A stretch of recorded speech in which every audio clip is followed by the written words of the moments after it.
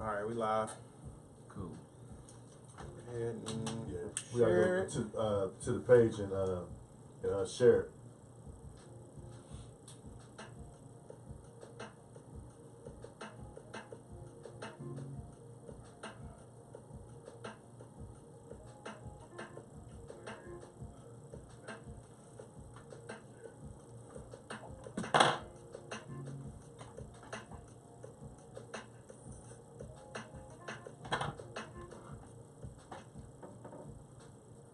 When I go to the gray area, what do I hit? Go down to the live feed video and then just share it.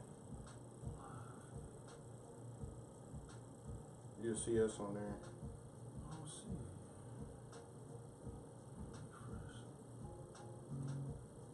it. Is it some man talking? Which page you on? What's it? Your. Nah, you gotta go to the gray area media. It's like a like page.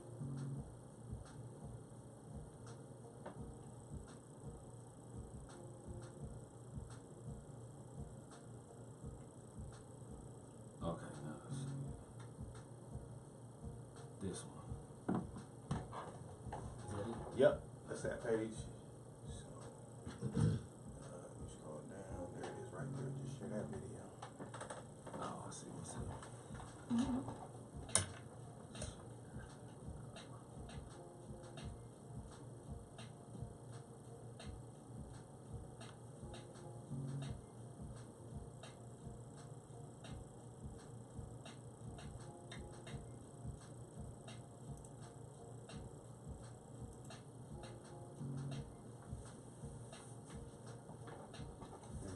probably gotta move over so you it look like we got more people in the room.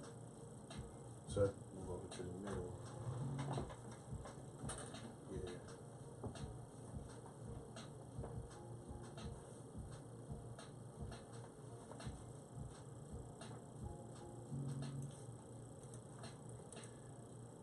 Hello, viewers. We're live right now. We're on Facebook. This is the Gray Area Media, and this is your boy Ray E. And this your boy P. Wills. What's happening?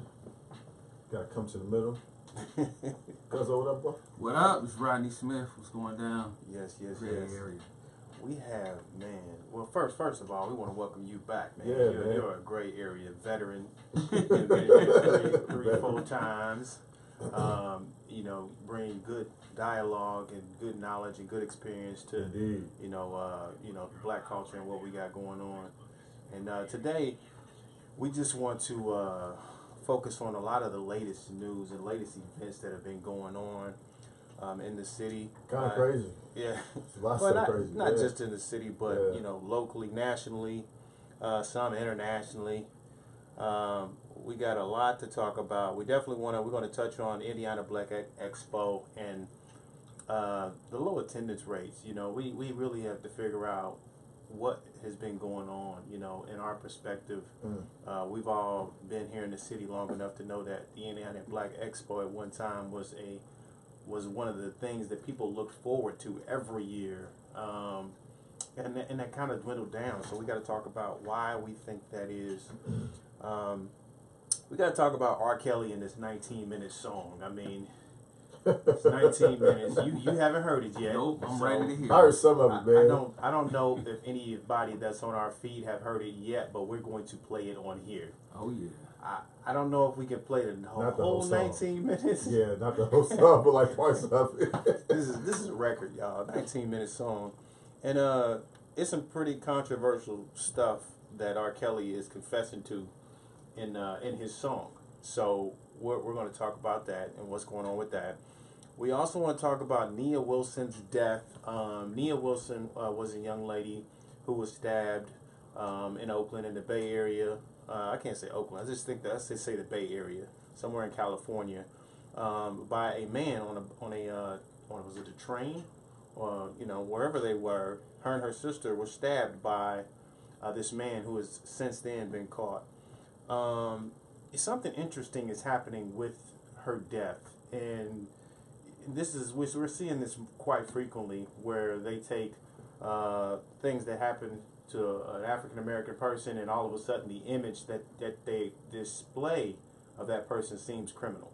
And that's either that could be in death or anything. It's just it's just like, for some reason, out of 1,000 pictures, they chose one with her holding a phone case. It looked like a gun, but it's actually a phone case with a phone on it. So they utilized it. It's like out of 1,000 pictures they picked out. So we're gonna talk about that one. Also, we got to talk about Charlamagne the God and rape culture. There's a scenario going on with Charlamagne the God having an interesting conversation on his own podcast, not on the Breakfast Club. I think he eventually talked about it on the Breakfast Club, but it was a situation where him and his wife, when he first met her, some things happened prior to consent. They've since cleared that up, but we got to talking about rape culture, so we're going to dig deep into that conversation. I also want to say, listen prayers out to Tia Coleman. Her family was the family. She lost 9 people in her family in Missouri, in a boating accident. That's just a tragedy. I just don't know what I would do if I lost 9 family members. I mean, what do you say to someone that's just tragic? I love you. That's it. I mean, what else can you say? Yeah. You just don't know, man. It's so much. Life is too short to take in. So just the viewers, if y'all could just pray for the Tia Coleman and the Coleman family in general. They had a lot of people in this city mourning. They were able to raise about $500,000 for this family. And the boating company, and they weren't the only ones that died. There was at least 17 people out of 30 that lost their lives on that boat. Unbelievable. Which is pretty strange to me, because how do you get 30 people on a small boat like that? And then the weather was just bad. So I don't know whose judgment that was to make something like that happen. But the sad part is that lives were lost, and the boating company has decided that they were going to pay for all the funeral expenses and everything. So, but didn't the captain say that even though that there was a storm coming, or that he told people that they did not have to wear their vest? Vest or something like that. It wasn't even necessarily in the beginning. I think that this weather came all of a sudden. I know that maybe in Missouri the weather comes and goes. Maybe nobody thought this was going to be this bad, but for whatever reason they took this boat ride. And I think when they realized how bad it was, the captain of the boat told him not to worry about grabbing a life vest, which I have no idea why. Yeah, I mean, that's what I was saying. So a lot of lives could have been saved if they would have just grabbed a life vest. And because of that, you have old people, you have young people, everybody don't know how to swim. Right. So a lot of people lost their lives because of that. They said it wasn't bad. It started, thanks Mike Campbell. Mike said it wasn't bad at the start, but it quickly turned. So, it's just unfortunate, man. So y'all just continue to pray for that family.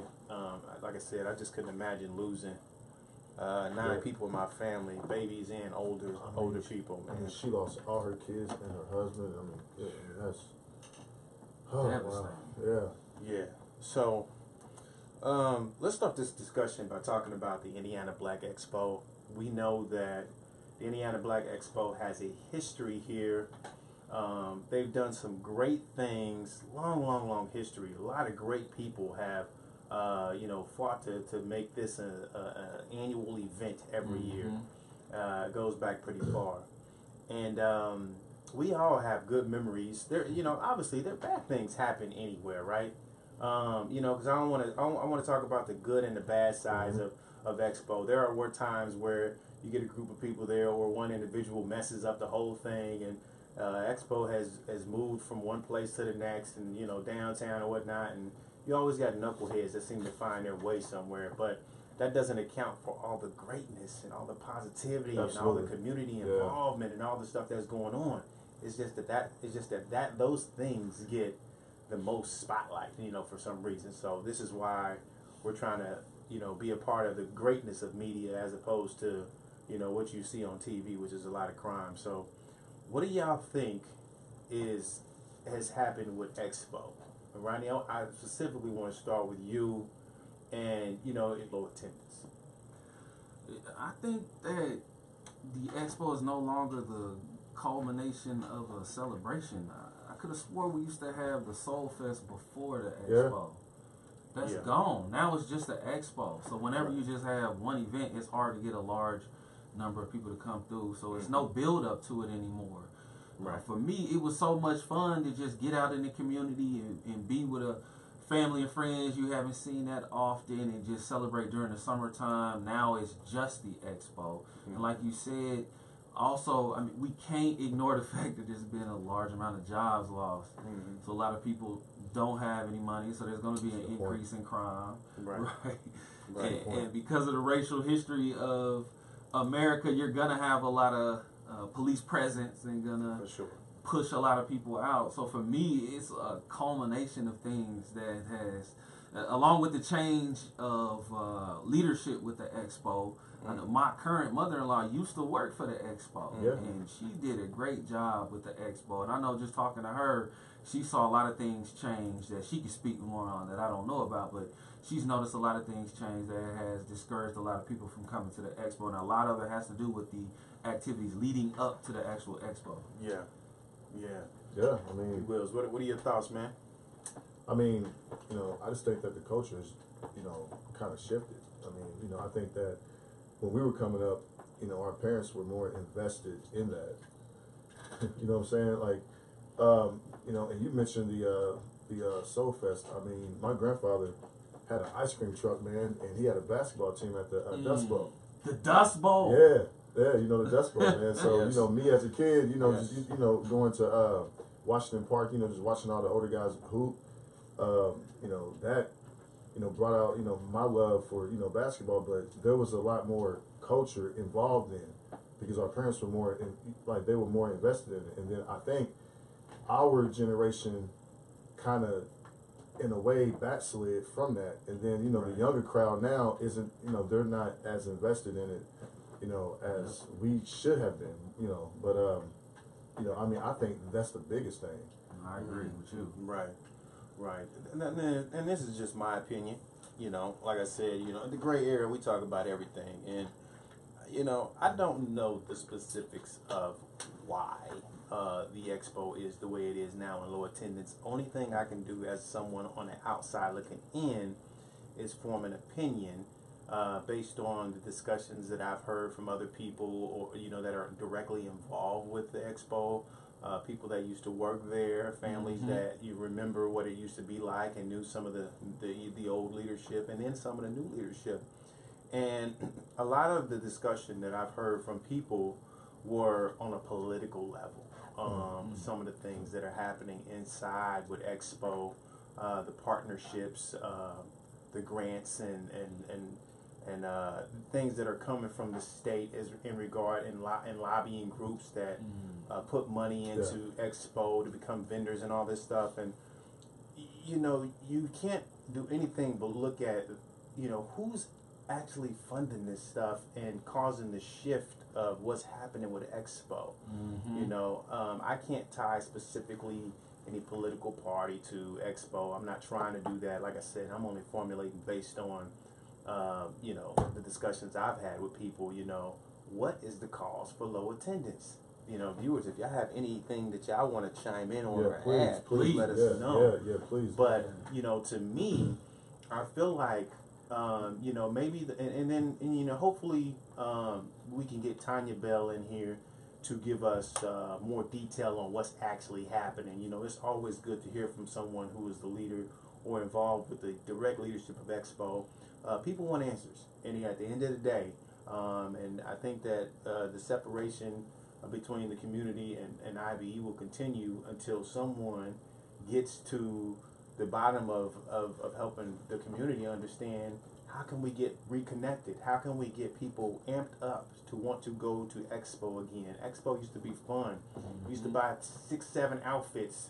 That's so true. Man. It was like going to school. It was like going to school the next day. You lay your outfits out on the bed. We're older now, but the excitement around Expo was the thing. The atmosphere. You seen people come in from out of town. It was hundreds of people in the street downtown. It just felt like a great environment. There was showcases, stage shows. The outside presence was just driving by made you want to go park and walk just to be a part of it. And now it's so isolated. It's in the convention center, which is not a bad thing. Tanya Bell and the leadership at Expo have done a lot of great things. And this isn't to take away or diminish anything that they've been doing. They've put a lot of great programs in place.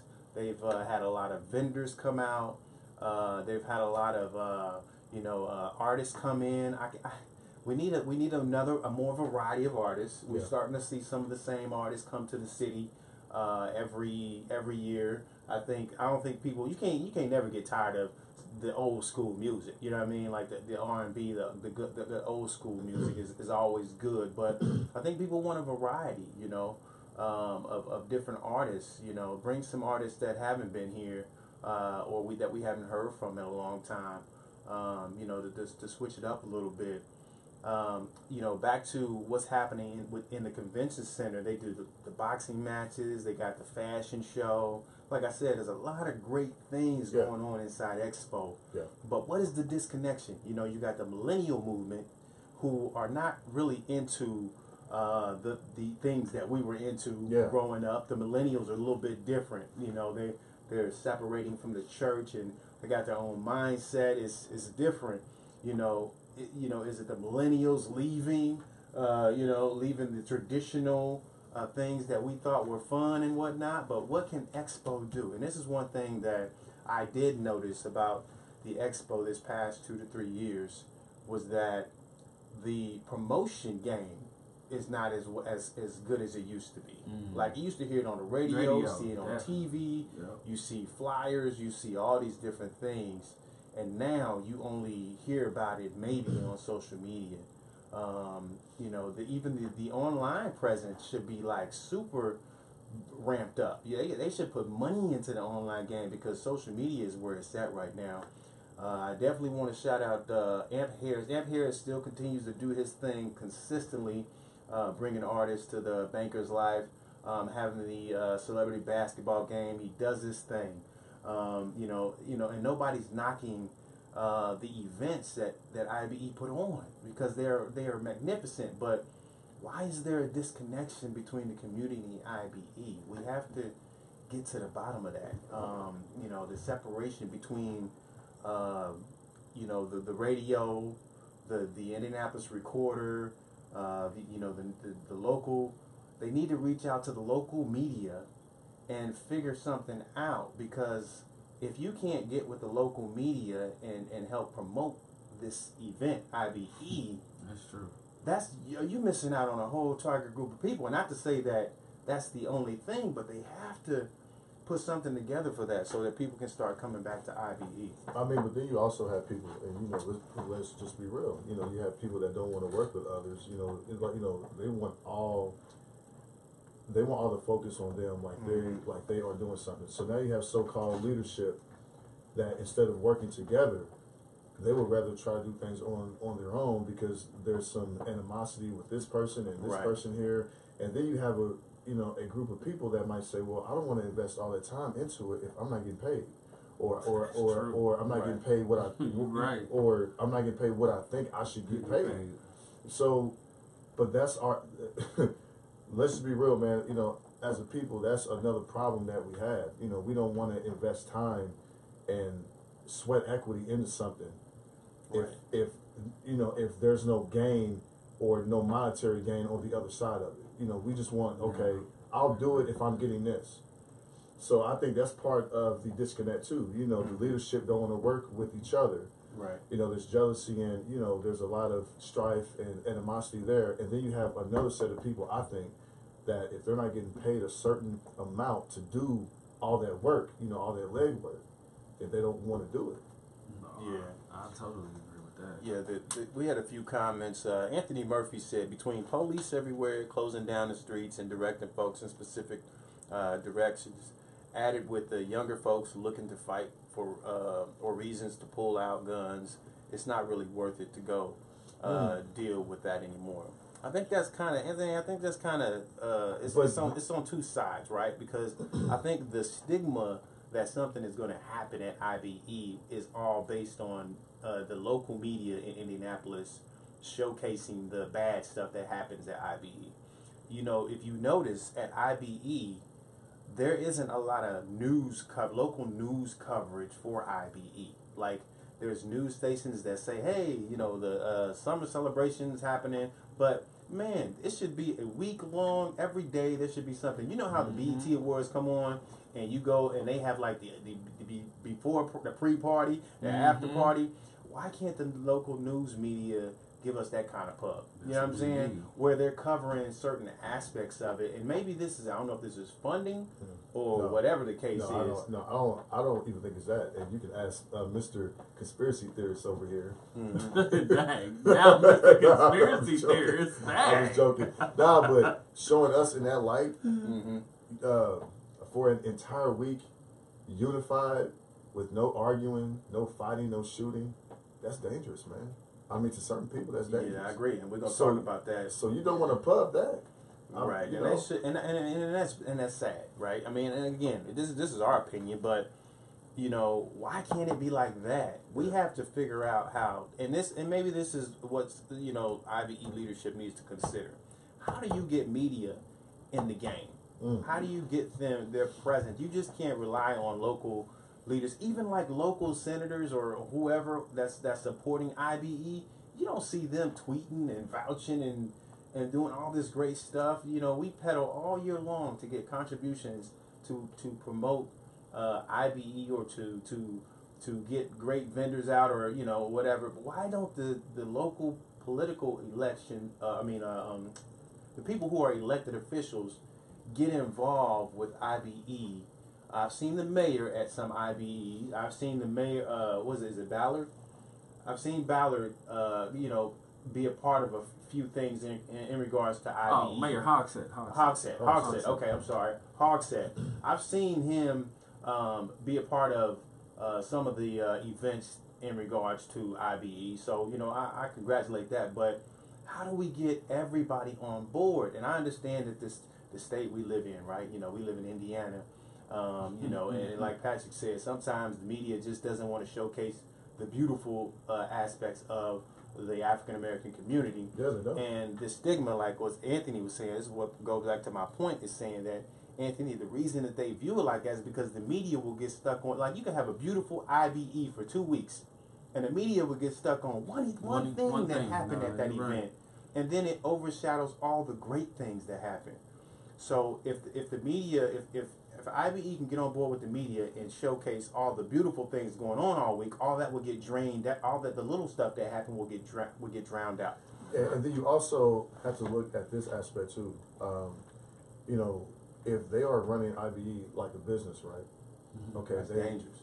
Yeah. So they look at, you know, what are the things that are attracting people to come downtown? You know, okay, if the art or the exhibits aren't, what is really attracting people? Okay, the parties. So now they just focus on, you know, all the parties. So like that's their push now.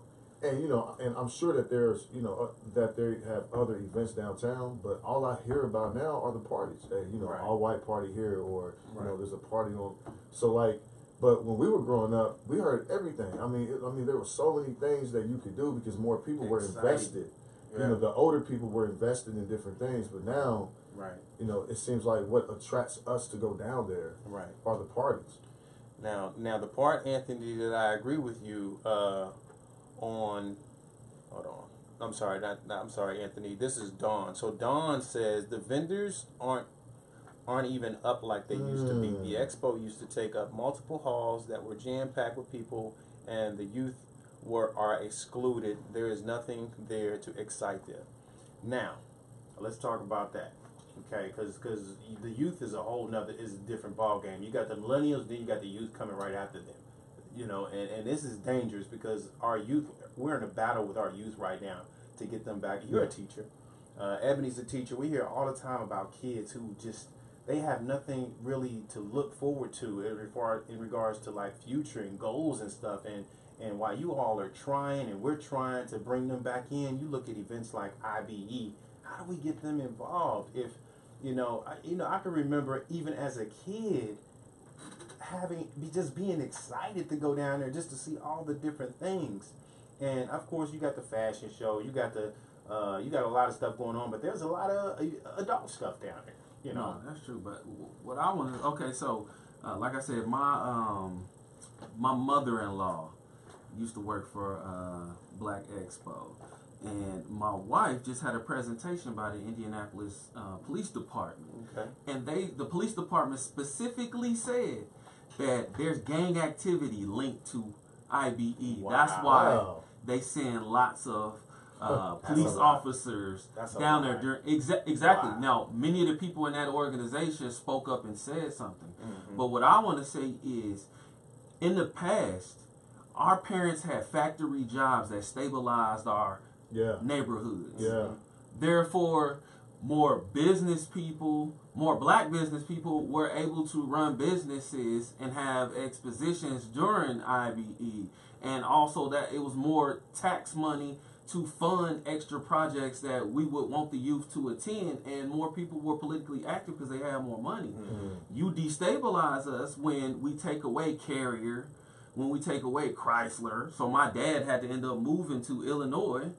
So my parents has been living in Illinois for the last 12 years. Allison, they downsized. So if you take away jobs, it's going to hurt us politically. And also, if you talk to a lot of people, I bet right now, if all three of us, I bet none of us are a part of a political organization. Right.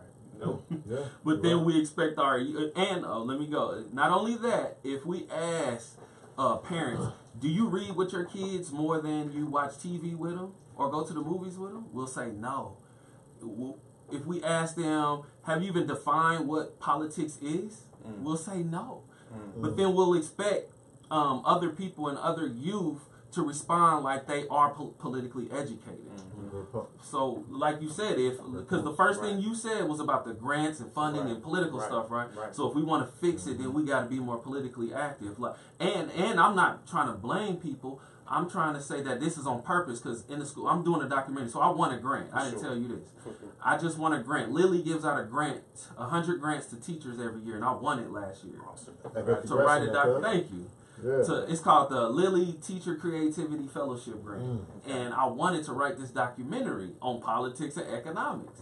So I've interviewed some of the top economists in the country, and what they say is one of the reasons we're not politically active is because we're overworked. So guess who's in my interview? My parents. Right. And what do my parents automatically say? Well, I could have did more things with you if I wasn't working all the time. Right. I had 2 and 3 jobs, Rodney. I couldn't do all of this. Right. And think about all of that. But now that I'm retired, I can take care of your grandkids and volunteer now. Right. Yeah. Right. So she couldn't do that. So along with other Americans, so when I talk to the professors, they're like, the systems purposely make, like, let's take the school board. They'll purposely make a meeting late at night, so by the time you get off work, you're too tired to go. Right. But we got the internet. We can find a way where we can vote and have meetings online, like the gray area is going right now. We can have the same type of school board meeting or a city council meeting. Absolutely. But we don't. Right. So that's what my point is, that, like you said, the biggest point is that we haven't been taught to be more focused on collective action, where it's not going to be an immediate payoff, but collectively through our actions we can make change. Correct. Thank you. Yeah. So I agree with all of y'all. I'm saying these things so we can move towards that. Not that I got some kind of quick fix or I'm a genius. Does that make sense? So do we, as a people, do we take more accountability for the reason why IBE is the way that it is? Yes, but what I'm saying, but we can't until we have this conversation. So you're right. Yeah, I agree with you. Yeah, absolutely. It's on me, like it's on you, it's on all of us. Absolutely. We got to do our part, but we need local leaders. Yes. To listen. No, that's true. That is the main focus, is listening to people. You know what I'm saying? Like what are the needs of the community? What is going to bring me into IBE to want to be a part of it? You know what I'm saying? Outside of it just being geared toward black people. I need more. You know what I mean? I need more. I need to know that when I go down there, I'm going to want to bring my kids and my whole family. I remember we used to call Chicago, family from Chicago, family from Atlanta. Everybody came. It was a reunion. Yeah. It was a reunion. Yep. You know, we utilized IBE as the like a reunion. You know, so I want to get back to that stage. You know, but in order to do that, the leaders of IBE have to listen to the people who aren't coming. So please read. Look, sis. And please forgive me if I mispronounce your name. Sis Rico said, nobody black wants to go downtown. I do not want to go because it is summer celebration. It is no longer black. That killed the whole spirit as soon as Reverend Williams died. I see what she's saying. Yeah.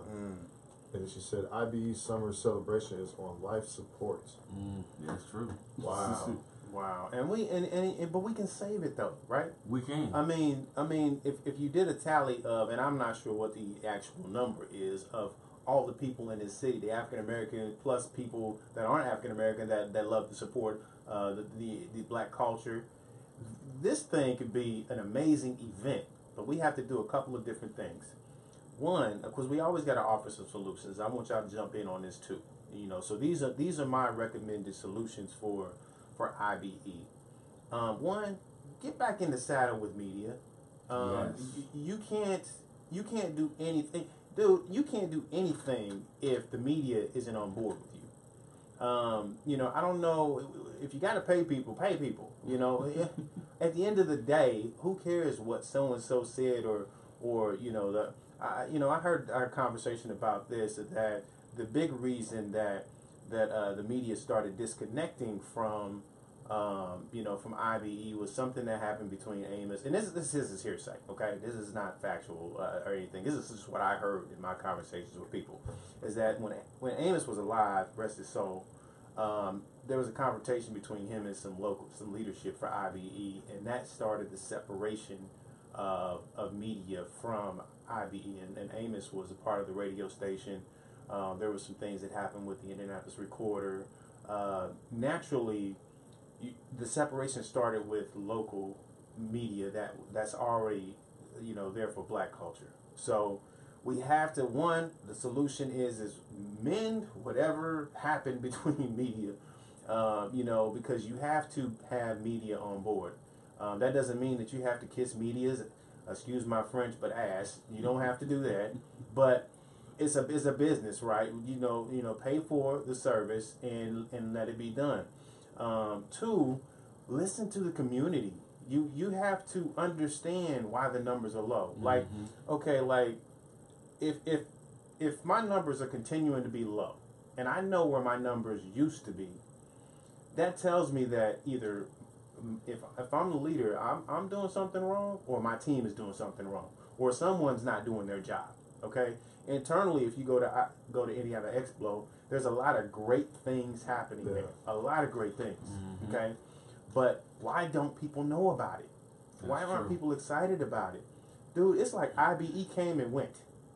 It may be still going on, but I don't know. We don't know though. You right. Know what I'm saying? Yeah. No, I agree. There's a disconnection. You know what I'm saying? It was like we planned family events around Expo. I want to get back to that point. Barbecue.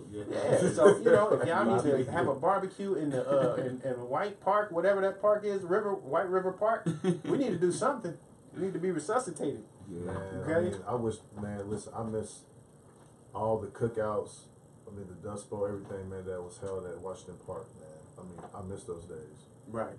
Man. Right, and again, we're offering solutions, right? We want to, we can go in on what they aren't doing or whatever all day long, but the things that they can do that we feel like, I want to be able to see IBE all over everything. I'm gonna get excited. I'm as excited about it as IBE is excited about it. So maybe y'all need to hire another marketing person. Definitely. Maybe y'all need to hire somebody that's going to get the word out better. Because I don't think there's anything wrong with the event itself. I just think that they're not getting the word out. Nobody knows what's going on, and the leadership is not talking with the community. So we hope that IBE is able. Look, if they want to come to the gray area and talk to the viewers and talk to the local city and talk to we want this thing to be like the Essence Festival, right? The Essence Festival. We hear about that all the way up here. Yeah. Major. Man. We've been there. We went to the Essence Festival and it was bananas. Was it? Oh yes. man. Bro, listen, we walked the streets, man. Everybody was just nice and peaceful, man. There was nothing going on. Yeah. It was cool. That's what's up. You know, it reminded me of the Black Expo back in the day. Back in the day. Yeah. So maybe take some pointers from Essence Festival. See what they're doing. Obviously, you know, New Orleans. You know what I'm saying? But we don't want to compare apples to oranges. But we want to say, look, what can we do to make it exciting again? You know, a summer celebration sounds fun, but is it a celebration? Right. Not if nobody knows about it. Yeah. So let's start there. Or if you're down there but you really ain't celebrating. Yeah. That's true. You know, again, IBE is a great thing. Been around for a long time. This isn't a bashing fest. This is tell us what we need to do to get back on the saddle, because I'm ready to be a part of IBE again. But I need to be excited about it, and I want to be able to be excited to tell people about it. Let's have like a we need what about a black media convention? And that's what I'm saying. You know, we can work. Work together. Yeah. Same thing for classic. That's though. a good Before idea. You move on. That's a good idea. I don't know if y'all understand what I just heard. Yeah. You know, black media. We ain't never had that in India. Maybe Indianapolis. Can have an event or whatever it is, where they call all the media in, especially local black media, and put something together to get ready for IBE. Let's work together. No? Now, let's work together. Yeah, I'm gonna say this: if you don't want to work together, it's fine. You know, we'll get 10, 20 more people and just buy 10, 20 more mics, and then we'll do it. Yeah, that's what I was gonna say next. We can do it. Yeah, we can. That'd be fun. I'll pass out flyers because that's a part of our culture. Yeah, man. It'd be fun to cover IBE. You know what I'm saying? We do this voluntarily anyway, so we want to make sure that IBE is getting the best coverage, right? Absolutely. They're getting the best in the people who are excited about black culture. We have to figure out how to overpower the local view of what IBE is. You know, ever been to IBE? The first thing they says was, "Did anybody get shot down there?" Yeah. You know, so this tells you that the local stigma. That's true. The local stigma for IBE is that something's gonna happen when I go down there. We got to change that, because that's outlets, and a lot of times these local major news outlets aren't controlled by the individual leaders of those. Correct. It's because they're part of bigger news stations or companies, and they have to focus on the news that brings the most ratings. So that's why I think the Black Media Convention will work perfect, because we can address that. Absolutely. Yeah. Absolutely. See, we can start building up for IBE. And classic. And classic. There it is. Yeah. All right. So let's try to move on. And please, if y'all have any solutions, we're hoping that IBE and the people who work for IBE and the leaders listen to this, watch it, and then read y'all's comments, because this isn't a IBE bashing. This is, how do we get back to the real? Kids didn't want to come. You dragged them down. Now it's like, y'all want to go or not? Well, I'll just go walk and see. We don't want it to ever be like that. Indiana Black Expo does great things, and we want Before that to you continue. move on, somebody that worked for Black Expo just texted me. They said that one of the reasons that we've seen dwindling numbers is because the leadership has lost a sense of community and compassion for the people. They said they're very close-minded, and most of the people at the top are just looking to make a quick buck with the corporate sponsors. Exactly. Boy. I mean, exactly what you said. Yeah, I mean, and listen, I think media is going to change the way that IBE is viewed and the way that it needs to go. I mean, like what we're doing now is reaching a lot of people, but at the same time, any type of outlet like this that can reach so many, different people, I mean, it'll help, because now you're going to hear different perspectives and then hear people that are passionate about making that event as well as classic better. Yeah, right. Yeah, we didn't even talk about that. That's a whole nother thing. Oh man, you remember how many vendors used to be at classic? Yes. They had I remember performing. Yeah. The radio station. You performed there? Yeah, dude. I performed at the Classic 4 years in a row. Wow. I mean, shout out to B Swift, because he was a huge part of that. Him and Rec One and Jay Rio back when they were here. But man, like the stage was down there. It was on Pan Am Plaza. Yep. They had all the vendors around. Dude, it was beautiful. Man, it was banging. Now there's like 10 to 12 vendors right in front of Lucas Oil, and they close off one street for Classic. Yep, you're right. And it's all focused on the football game now. What happened? Man. What happened? Okay, look at this. This is another solution for Classic. Okay, so what? Downtown, whoever the leaders down there, so what? They want to minimize our impact on what we're trying to do. Okay, why is Classic, and hopefully the IB leadership can expound on what's happening with that. The foot expand. The whole name of the game is expanding and bringing more culture, bringing more people. It's dwindling down. So and if that's leadership, we're gonna have that convention. Put a survey out there. What can we do to make IBE and Classic better? IBE again. We want to be involved with Classic again. We want it to be fun. We want to bring the family. We want to call people from out of town, but we can't do that if it's not exciting for us. Right. Yeah, man. The tax lady said, "Make IBE black again." Yes. I don't know. We shouldn't be hiding from our own culture. Yeah. Man. And then Charlie Hustle. Maybe we need a change of leaders. And that's possible. Maybe we do. You know, and if somebody got to look, I'm not recommending anybody step down because I feel like there's some things that leadership can do. But if leadership isn't willing to listen to the community and IBE continues to die, they have to do.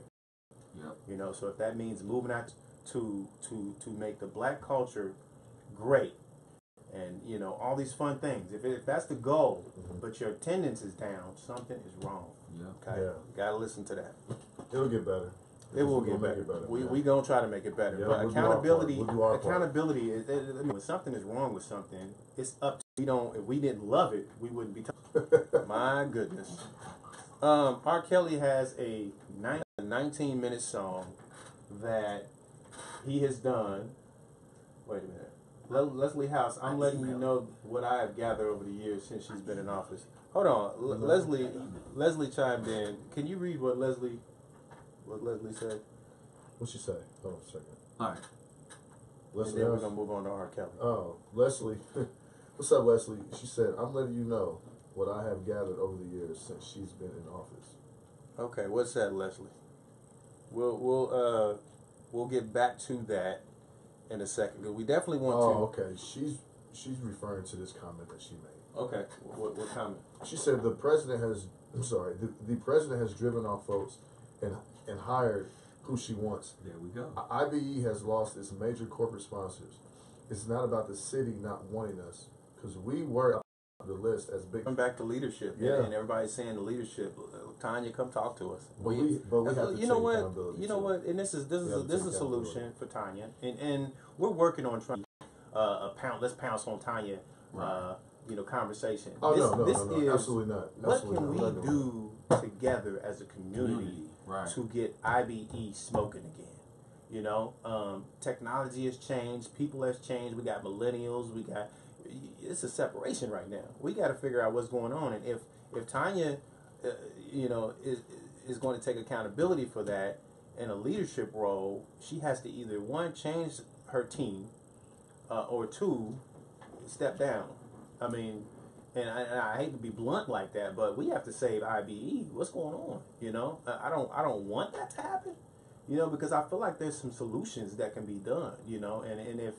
And if there is other people controlling who IBE gets to work with, we got to eliminate those people. Leadership, we need to cut them off and get it back to where it used to be. All right. So. And the board would not fire her when they had a chance. Leslie said the board would not fire her. Okay. So again, we want to. We don't want people. Look, we don't want people to get fired. Okay, that's just me personally, because I feel like there's a solution to everything. But if you can't do the job, or if you can't get the right people to get IBE where it needs to be, then look. We need to get somebody needs to get fired, okay? But that's not the recommended solution. It's just that we got to do something to resuscitate IBE, okay? All right. So R. Kelly has a 19-minute song, and everybody knows R. Kelly's past. R. Kelly is probably one of the greatest musical geniuses in history. You know, I Believe I Can Fly. You know, this 12 Play. There's so many great things that he's done. But R. Kelly has a personal life that a lot of us probably will not disagree with. You know, if you do agree with what R. Kelly is doing in his personal life, then you might be like R. Kelly. Well, you have some people that will say, hey, you know, they had no proof. You know, he's still, you know, he's still the greatest R&B legend. Like, they compare his music to his personal life, and you can't do that. Yeah, I mean, you have to keep them separate. There's this thing. See, and this is the black community, okay? So I'm going to call out a few black people that are in entertainment that we love their music or love their products or what they've done, but then this stuff come out in the news and you're like, what's wrong with it? So Bill Cosby, okay? Who gonna stop watching the Cosby Show? Yeah, not nobody. me. Yeah. Not me. Ain't nobody gonna stop watching the Cosby Show. Does that mean that I agree with what Bill Cosby has done? No. No. Right. This stuff happened years ago. You know, I had a conversation with some friends of mine earlier today, and they were talking, and these were women, okay? They were talking about how there should have been, like, after 2 years, if you don't say nothing about what happened to you, why would you wait 30 to 40 years later to say somebody did something to you? And only in America can somebody be put back in court for something that happened 40 years ago like that, okay? That doesn't, I don't condone what he's done, but I feel like in the 80s, in the late 70s, early 80s, early to mid, even to the late 80s, people was wilding out, okay? Definitely. I mean, coke, heroin, everything. It was the thing, okay? And then in entertainment, come on, Rick James. Have you seen Rick James' video? Rick James, bitch. I mean, like seriously, what was going on in the 80s was crazy. Yeah. Okay, so for one, I'm saying I'm not condoning what happened, you know, with Bill Cosby and what went on, but this was the 80s, y'all. Like, everybody was doing crazy stuff. Like, our parents, it was in the midst of some things, you know, which is, they probably missed out on their whole 80s. If you're from here and you heard about Piccadilly, you know our parents. Piccadilly. Cowboys, faces. Robert said it wasn't 40 years ago. I know, Robert. I'm exaggerating, but to me, still, okay. You know, that long ago. I'm not condoning this. Again, I'm not gonna stop watching the Cosby Show. Okay, it was a good show, but you know, every person has things that they dealt with personally. I feel like this, honestly. Okay, everybody has personal things that they battle, right? A lot of people's personal stuff just never come out, and I don't condone that. But if everybody's personal business was displayed, then we will be looking at a lot of people funny. Okay, it's not just Bill Cosby, it's not just R. Kelly, it's not all these, like, you know, there's some people doing some crazy stuff out there that we probably don't even know about. Okay, but what's crazy to me, Ray, is it's on purpose that for black people, entertainers are supposed to be their leaders. Right. They're entertainers. They're entertainers. Yeah. Look at the, like you said, look at the field they in. They doing cocaine. Ain't no telling what else. I mean, wilding out. Like you said, wilding out. And then if you look at the counterparts, you know, there's a lot of Caucasians that do even crazier stuff. Correct. Okay. But because of history and economics, they have way more people in their communities that they have to look up to and are taught to look up to. Say that again. I said no. Oh. I said cocaine. Cocaine's a hell of a drug. You know what I mean? Like, nobody asked Tom Brady to speak up for white people politically. But they asked Mike Vick, Ray Lewis, Colin Kaepernick, and all these people. You got a good point. You see what I'm saying? Like just because Dennis Rodman decided to take his ass over to China and become friends with Kim Jong-un, whatever his name is. Korea, right? You want your kids looking up to Dennis Rodman? Okay, Korea. I'm sorry. North Korea at that. North Korea, okay. Then nobody tell him to take his ass over there and become a representative He played for the Bulls and used to wear skirts, man. That's what I'm saying. This is on purpose, though. But like you said, this because black media has no power. Right. It's on purpose that they don't want to interview the gray area and the other black local media. Because we wouldn't stand for it. Right. You would never go for any of this crap. No. They put in the normal media. No. Never. No. It's getting crazy. Okay, so R. Kelly, you know, okay, we do Chris Brown, right? Chris Brown beat the hell out of Rihanna. I'm not saying that was right. But if a Chris Brown song come on in the club, are you not going to, that mean that you condone what Chris Brown did? No, absolutely not. Okay? So, you know, again, I'm out as someone who did something to little kids. Okay? Tons of them. Yeah. These are movies that have been etched in history. Yep. That if you went and seen it, you would know that he was the Corey brothers. Well, Corey Haim and Corey Feldman. You know, they played in License to Drive, the Lost Boys. Oh, them. Yeah. What did they do? No, like they went through a lot. They bitch. The director messed up. Yeah, man. Yeah, those parties, man. Yeah. Wow. Yeah, like, you know, they were raped, man, and everything. It was pretty intense. Yeah. So what I'm getting at is, and then I'm about to let y'all listen to this R. Kelly song. I promise I'm not gonna play the whole 19 minutes. I might give y'all like 3.5, maybe 4 minutes out of the 19. And then I'll share a link to the news feed where y'all can go and listen to the song yourself, because it's 19 minutes. I'm not playing R. Kelly song for 19 minutes on this show. In the closet. That's a long song, all right? So this is R. Kelly's part of his song. He's responding to his critics, his alleged allegations. and okay, so let me give y'all some background on this. Recently, R. Kelly, the way artists make their money is doing shows, stream music, things that are outside of record labels. Record labels have a tendency to put self. I understand and know that if you're an artist on a record that came out in the early 90s, Kelly doesn't own a lot of his music and copyrights, but people who play and stream his music have the ability to take his collection out of their system, or not play it at all, and people can turn down shows.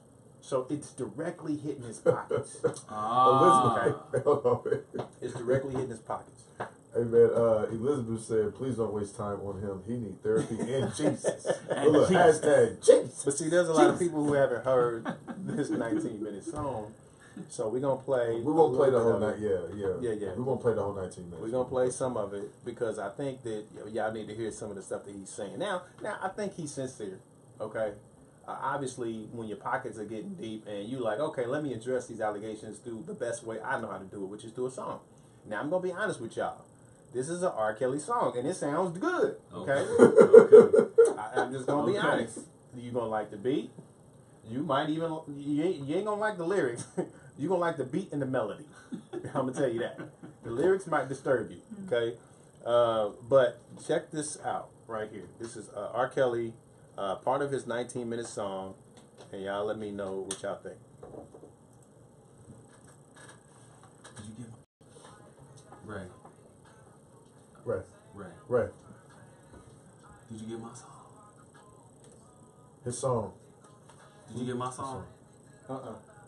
What's up? He emailed it to you. See if he emailed his song to the gray area page. I mean, to the gray area email. He emailed it. Oh, okay. Hold on. I don't know if I'm gonna if I switch off of this page. What did he say?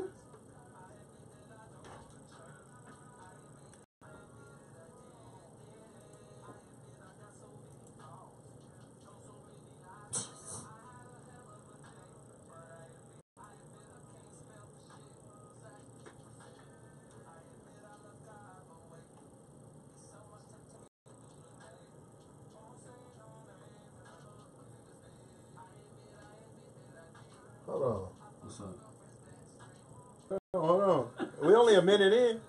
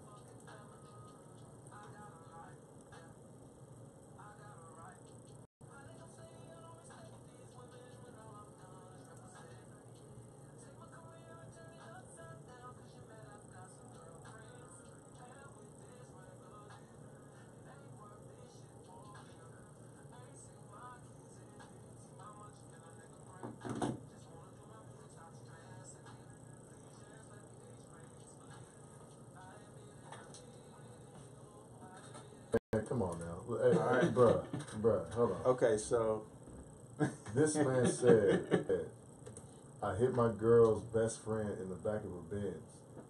Okay. That is low. Dog. Low, super low. That is low. like, golly. He admitted. Hey, bad stuff, right? So again, I'm not, sitting here, saying that I'm perfect, but a lot of things that probably happened to him is because he did a lot of foul stuff. And those two things right there, man, and you banged your best friend's girl, and then you banged your woman's best friend. Oh my God, that's crazy. And to let it out on the song. Yeah. I mean, because what if they never even knew that? Just for a second, what y'all think about the song and the melody? Typical R. Kelly, yeah. I mean, typical. Makes you want to jam that's to the it same and listen formula. to what he's saying. Yeah. That's the same formula that he's been using since public announcement. Same formula, same melody. Like it fits him. Right. And when you make music, I mean, you stick with what is working. Yep. Drake does the same thing. Sounds similar, like the next one, like they all sound the same. Right. I mean, you might have like a change up here and there, man, but they follow Kelly. Yes. And that's what we expected. Okay, now the lyrics, they got pretty deep. They did. He was very transparent. A lot of that shit, I was over here shaking my head and like, wow, Yeah. but there's some, he had a second or third grade reading level, like Yeah. that's sad. Yeah, it's he said that sad. before a long time ago too. Yeah. He said that in an interview of, but the fact that he can create music the way that he has done, right? When you look at the music aspect of it, yeah, I mean he's incredible, right? But he's a musical genius, but a lot of, and this is what I found out about entertainers, people who are really great at something that's an entertainer, they're like huge and big. There's usually something going on with them on the other side, and then sometimes it shows through drug abuse, domestic violence, alcoholism, and a lot of me. And this is kind of why I fell away from the music industry. Is that it's almost like they drive you into some kind of lane where you can't think for yourself, And I remember speaking with, I'm not gonna name this artist, a celebrity artist. Everybody knows him, huge. And he told me that, man, all they try to do is give me drugs and drink and make me and give me liquor and all that. So, when I go do shows, when I go do these things, and then you wonder why these people overdose. And like Demi Lovato, she was just in the news today, overdosed on heroin. Wow. This is the Disney Demi Lovato. Like, to me, and you've been able to do all these great things in your life, you get bored with regular stuff. You know what I'm saying? Regular stuff being like, for us, going to the movies is something. You know what I mean? Right. Making a couple. You do crazy stuff. Yeah. You know what I'm saying? You doing drugs, you drinking, you got 50 women. I mean, like, you in your mind is not a regular, normal person. You can't be a regular person.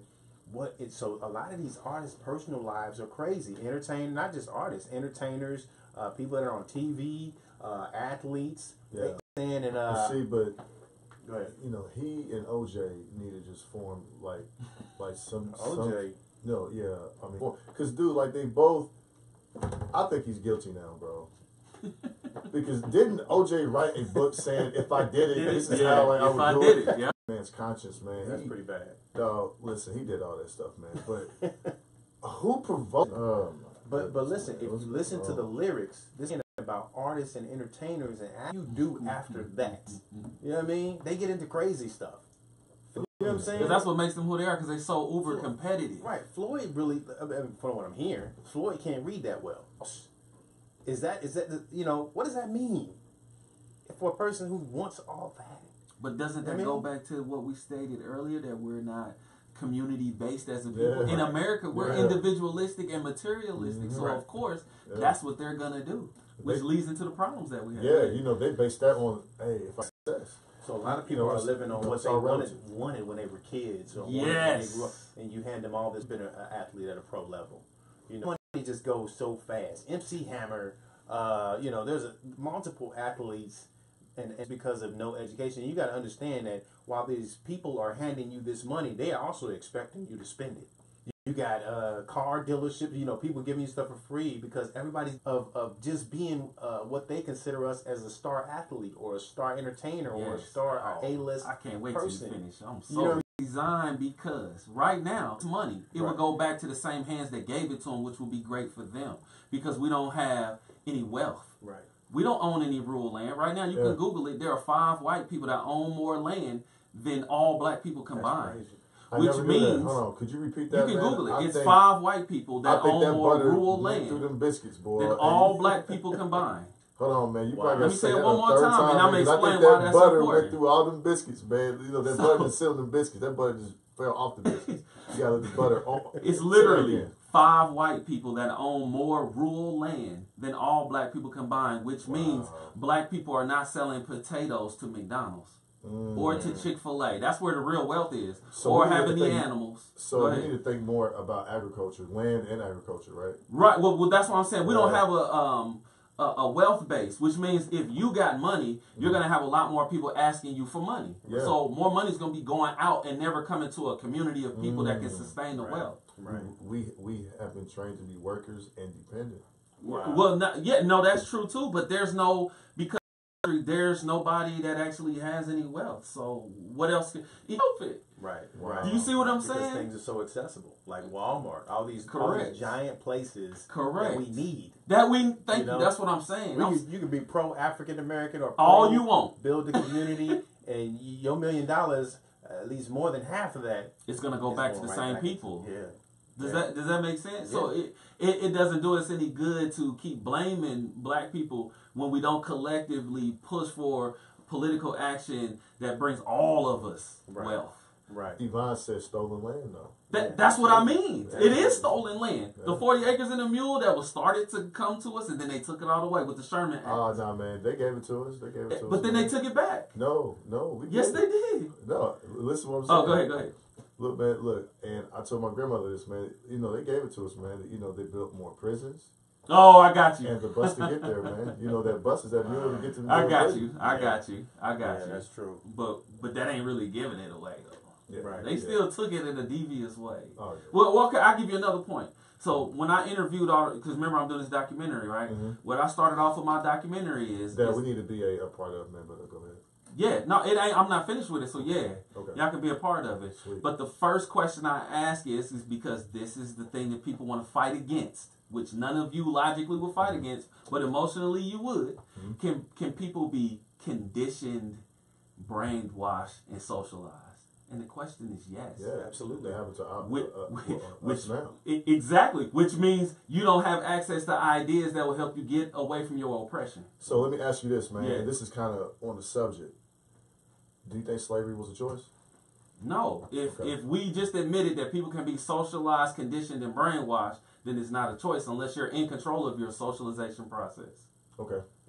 And they was not. Okay. The people that came over here had another group of people who were masters that taught them their language, their religion, sentenced to act differently than it would be like, I'm gonna condition you in basketball, but I'm gonna expect you to play different than the way I conditioned you.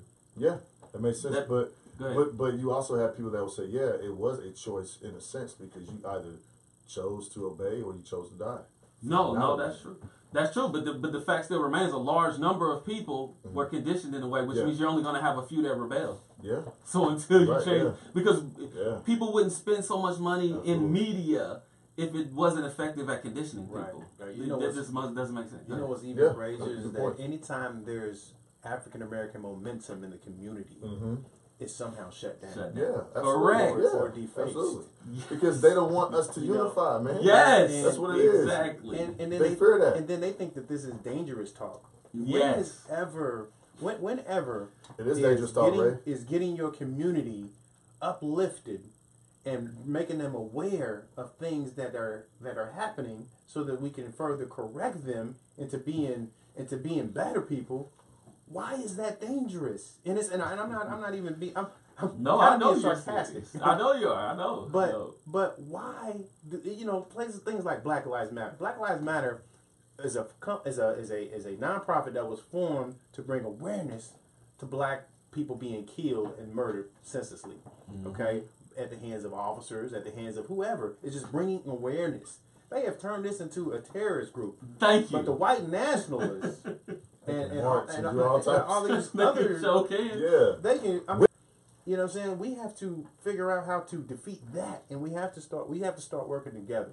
Correct. But let's not get far off because we can take it anywhere. Okay. So back to R. Kelly. Okay. I mean, we R. Kelly needs to hear this. Yeah, right. He needs to hear this. Right. He does need to hear this. But what's going on with R. Kelly is showing you what happens when someone inherits or gets a lot of money based on their talent only, and the demons and the things that they face in their personal lives that they have to deal with. You know what I'm saying? Yeah. This happens with a lot of people. Right. A lot of people in our community is that when they get to the level where they have money, they do crazy stuff. And we have to figure out how to defeat that. You know, maybe, and I've always had this theory. We've had this conversation where I think that if you can capture kids from 8 to 12 years old, life skills being, what happens if I don't have a mother or father at home? How do I cope with that as a kid? There needs to be something in place in schools that directly handles that. Now, there are people, like teachers like you, like Ebony, other teachers that I know, that actually can detect that in a young kid and say, what's going on with you at home? Let's talk about that. Stay after school. We're able to facilitate that, but we're also not the majority teaching our kids. That's what I was So a lot of the kids are falling through hands because there's a lot of people teaching them that don't care about their personal lives. They just want to teach. So we're dealing with a different animal. So to me, in order to fix that, you got to teach them life skills. Okay, you have to teach them financial stability, and the biggest one is we have to teach them about who we are. But what happens when they leave that building, man, that actual school, and they go home and they're not learning that? Yeah, that's true too. No, exactly. That's a good point. That's as an 8 and 12-year-old, you can go home and try to. I mean, you have access to the internet, hopefully, where you can, research on your own. But if your parents, more than likely, the father probably isn't there as much. He's either working or he's absent. In our community, so where is the reinforcement at? See what I'm saying? Where does that come from? I agree. It comes from the community. Okay. So everything we're talking about is not anything new, but we've yet to organize, to structure our lives in a way that support the lives we are currently living. Right. Said a different way, if we notice fathers are absent because they don't have jobs, why not structure our families in a way where it's the responsibility of the males in the family to take care of all kids? Absolutely. That's an easy fix. The same way we talked about the marketing convention, we can do that with our families. Yeah. How can we restructure our lives in a way that takes care of the reality? Correct. Yeah, it starts at home. But nobody's willing to do that. And I agree. We can only do so much by enforcing things in schools. Correct. On that level. Correct. I do think it should be mandatory for the things that I've listed, but at home, that's where it starts at. I mean, and the problem is, and you touched on this earlier, is that America is demanding for work. Yes. You know what I'm saying? Yes. And I've spoke on this before, but let's just imagine kids being in school, going to school every day. They wake up in the morning, you put them on the bus, and you go to work. You don't see them again till 6 o'clock. You literally have 2 to 3 hours with them. That's so true. Before they go to bed, and you do it all over again. Yeah, so you basically spent about 4 to 5 hours with your kid. What can you possibly teach them when you got to do homework with them? Mm-hmm. You got to feed. I mean, I'm not saying that these are bad things. These are good things that you do with them. But the world has more time with our children than we do. We do. Yeah. Correct. So other people are raising your child in a sense, if you think about it. And that's the biggest thing. Or one of the biggest things that we thought about, which is why we homeschool our oldest son now. He's 7, and he actually loves it. But the challenge is to keep him socially active. So we have him in different things like football, basketball, keep him busy, taekwondo, and just keep him active. But man, I love the fact that that he wakes up and he learns for 4 or 5 hours, and when he masters what he is learning, they don't hold him back. They move him up. Now he's about to be in 2nd grade and he's reading and doing math at a 6th grade level. Nice. You know what I'm saying? And he's super smart, so he's only learning more and more. And I mean, I love that. Whereas in a traditionalized school, he would have to just wait until people. I mean, he would whatever they are supposed to teach in that grade. That's what. To wait. Yeah. You know, and so that's limiting his ability. Yes, but now he's growing. You've identified that your kid learns and understands better, faster than it being in regular school, and that's what we have to do too. Fast. I agree. What I would say is that it's evident that if you give a group of people money and jobs, they can do great things at home. You take that away, you're going to destabilize the family. Absolutely. Patrick, you don't think that if more families had the ability to stay at home and homeschool their kids, we wouldn't see greater results educationally with their kids? I think we would. You know, I think the challenge is the social aspect. You know, I think that a lot of parents will say, man, you know, my child isn't, you know, around kids. You know, he's always home or she's always home. So, but I would encourage people. I mean, there are programs out there that are free, but I know that a lot of these parents have to work and they don't have. That's the thing. That's the thing. Exactly. You know, that's the biggest thing. You have to work. Yeah. Well, yeah. You know, I would say. I'm sorry. Go ahead. All I was gonna say is if we organize, like I give you an example. If we organize, Ray, you got kids? Yes. Yeah.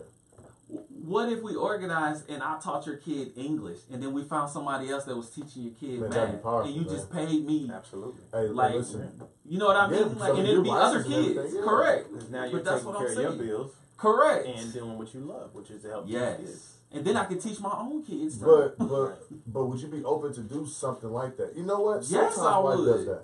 Sometimes wife does that, man. Yes, Shout I would. out to Sultan, man. But he has 3 kids, and his wife homeschools. But what she does is, like, she has built a curriculum, and I believe he has, like, some of their friends bring their kids to her, and she teaches the kids at their house.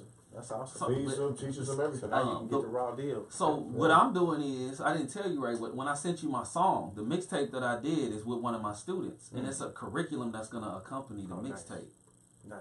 Because that's I want to sell my curriculum. I don't care about being a rapper or a singer. Right. I want to teach people. So all of my songs, I got all the lyrics, and since I teach English, like I'm teaching all the literary devices, like entendres, metaphors, allusions, and historical and political stuff. Right. So that's why I did the mixtape, because I want the curriculum to bring into the classroom to give to other teachers so they can do the same thing. Because when we get in the classroom, the kids think that they hate English until I tell them, well, this Jay-Z song, this J. Cole song has the same thing that I'm about to teach you. Double entendre. Double entendre. Right. It has imagery. Right. You know, he's speaking in a way where you can see what he's talking about. Exactly. Right. So that's why I did the mixtape, to show the kids that, hey, you're already doing this, and you can do more. Right. I have a question. Awesome. You know what? And this question is for Rodney and the viewers. What is your take on a Montessori school? Is that how you say it? Montessori. Yeah. I think that's good. I think that needs to be a part of the regular curriculum. And see, that's something that we have been thinking about as well. You know, maybe not this year, but probably next year, because they're actually building one that's literally a block from our house. Yeah, that'd be dope. Like, and that school is free too. And you know, I've done my research on it. Ray, it's more hands-on. It is what, Absolutely. I've heard about Montessori school. That's why I said it needs to be a part of the natural, normal curriculum, too. Viewers, what are your take on a Montessori school for children? I've heard nothing but great things about Montessori school. Me too. So, you know, if you can, get your kid involved in Montessori school. They do a great job at of teaching kids. No sports though. They do have outside time, but there's less emphasis on sports. This is okay. Sometimes education is important. Creativity, man. Yeah. Let's talk about that was R. Kelly. You know, if y'all have any other thoughts on R. Kelly in regards to his 19-minute song, and it's, to me, when I heard that song, I immediately went to thinking that, man, what's going on in his personal life, and it takes you back to when he said that he didn't know how to read and all this stuff, and it just shows you that there's deeper issues going on. With that man, and we can't, what do you call it, crucify people on that level, especially African American people, until you understand and know what's going on at the root. What he's doing is bad, but why is he doing those bad things? What's going on in his head that allows him to like look at little girls like they're that is a good thing, You know, that's bad. Something's going on. It's mental health or something. Yeah. But I want to touch on that too, because I like that you said we shouldn't be crucifying him, because I've talked to plenty of people. Like, I'm a high school teacher, like you know. But I've talked to plenty of men that were more than willing to do something to these high school girls. Wow. And I don't like that. Oh, man, we knew... Listen, go ahead, look, touch on that. Several teachers, man, when we were in high school, man, it's, man, you see so and such, you know, such and such, like, dang. I don't like that. These teachers, man. You know, it's unfortunate, but it happens on all levels. So, you know, you have to think that, you know, look at the culture of what's going on in those situations. You know, R. Kelly, as big as he is, he's got people around him that enable that behavior. Yes. You know what I'm saying? I remember watching an interview about his wife, and she says that all the stuff that she didn't heard about, she didn't know about. Maybe it started before her. Maybe it started... She was saying that it started after her. And she thinks that his life went downhill after she got divorced from him, which was over 10 years ago. So, you know, she said, and that's when he really started making these crazy songs, super sexual songs, and all this other stuff. I don't know what she's talking about. 12 Play was pretty aggressive. But, I mean, he started really doing some really, you could tell in the music, it was getting a little crazy. And then all the stuff that was coming out with the young girls and peeing on all that stuff. She didn't know anything about that. Wow. And, you know, that told me one thing. That black family was broken. Yes. And what little accountability he had in her from keeping him from doing whatever he was doing, he chose to go off. And they separated, and that just made him even more go into the deep end, which just shows you how broken our families are. You know what I'm saying? So to me, like I said, when I look at that, I look at some deeper issues into why, and we gotta find ways to fight through. You know what I mean? Everybody got stuff going on, you know, but you gotta find a way to fight through. You gotta way to deal with those issues. You know what I'm saying? Whether it be mental, whether it's abuse of some, everybody got something going on. So. Yeah. Let's not crucify R. Kelly. You know, we can disagree with his personal lifestyle, and we're not enabling that. But to me, it's something much deeper going on. Well, EB said, yes, we can crucify. We can't excuse the behavior. Those girls, she said, those girls are forever damaged. No, nobody's saying that. No, that's not what we're saying. We're saying we have to look at our community as a whole. Correct. Don't just say it's just R. Kelly. If we just focus on the issues that's going on in our community, look at the other communities and look how they're enabling the behavior. Do you know? Leslie said Leslie said two things, man. She said, and black folks keep supporting him, and then she said, I feel like you're making excuses for him, Ray. Well, I mean, that's fair to say. That's fair to say because I think I see it. Yeah, I don't think he is Leslie. That's fair to say based on what I've been saying, but that's not exactly what I'm saying. But I'm looking at it from a community perspective on why it's so easy for us to crucify our own people. Yeah, he said it's a community problem. Yeah, it's not when just other cultures are doing this and they getting a pass. Yep. You know, and I'm not giving him a pass. I'm saying that we've obviously holding him accountable. But if somebody's been held accountable for over 10 years for the stuff they still doing, that's some deep issues going on there. It's some mental stuff. And then Elizabeth just wrote, but how do we manage it when people can't tell he is damaged? Because the people around him are using him for his talent. I mean, that is. And then he has the wrong circle man around him. He has the wrong people around him. You know what I'm saying? Like I said, there's people enabling this behavior, and they have to stop it. You know, but he has to be accountable. Well, I guess he is trying to be. He is accountable. Exactly. He's trying to do something right. He's crying out. What's the next level? He gonna kill himself? You know what I mean? What's the next level? Well, hopefully not, man. I'm not saying that at all. But I'm saying like, what's next? What's next? Yeah. Because that's what's gonna happen. You know what I'm saying? You crucify somebody so much that they kill themselves. Ebony just said, if someone touched your daughters, it will be open season. Hey, look, you damn right. No, it will be. Damn right. Because we can look at that and say that we're not going to tolerate that. Right. Which we don't. We don't. But we have to look at this from a cultural perspective, from a community perspective. Why is it so easy for us to crucify our own people? Yvonne, the popes are still operating. Damn. Exactly. Right. Right. You know, talk about that. Yeah. Exactly. Look at church the popes. attendance didn't go down after that. No. You know what? Listen. Okay, Man, they got let's touch on senators, that. dude. Yeah. They have senators. Let's touch I on know that. people don't want to touch on religion. Hey, man, They don't want to go there. Hey, man, let's touch on that, man. You know, hey, listen, let's touch on these pastors, man. In this pulpit. No, they There's all don't want types to of go stuff. there. There's so much, man. Is anybody gonna text on that? I know anybody. Yeah, you know, Right. You know they're not Look, gonna touch. the It's same easy people to crucify R. Kelly It's versus same people that, crucifying but that's a R. community Kelly. problem, like you Got a said. pastor that's doing some crazy stuff, and they still go there. Yeah. All I'm saying is let's look at what's causing these people to do this stuff. Yeah, Leslie Yeah. said he You know has what I'm saying? isolated himself, which could be true, Leslie. You know, maybe he has isolated himself, but that could lead to suicide, and I don't wish that on anybody. Right. And right. then Ebony said, "That's a grown ass man. He don't need anybody telling him stop it. No. Well, I mean, I see what you're saying, but you know, even the strongest man needs a friend. You know what I'm saying? I mean, it doesn't matter. I mean, he just needs help. Period. But hopefully, you know, he'll get that help. But I mean, I mean that's just a touchy, eerie subject, man. You know what I'm saying? Because, you know, people will find some type of loophole to always 1,000% support him. Right. Because they'll put the music with his personal life.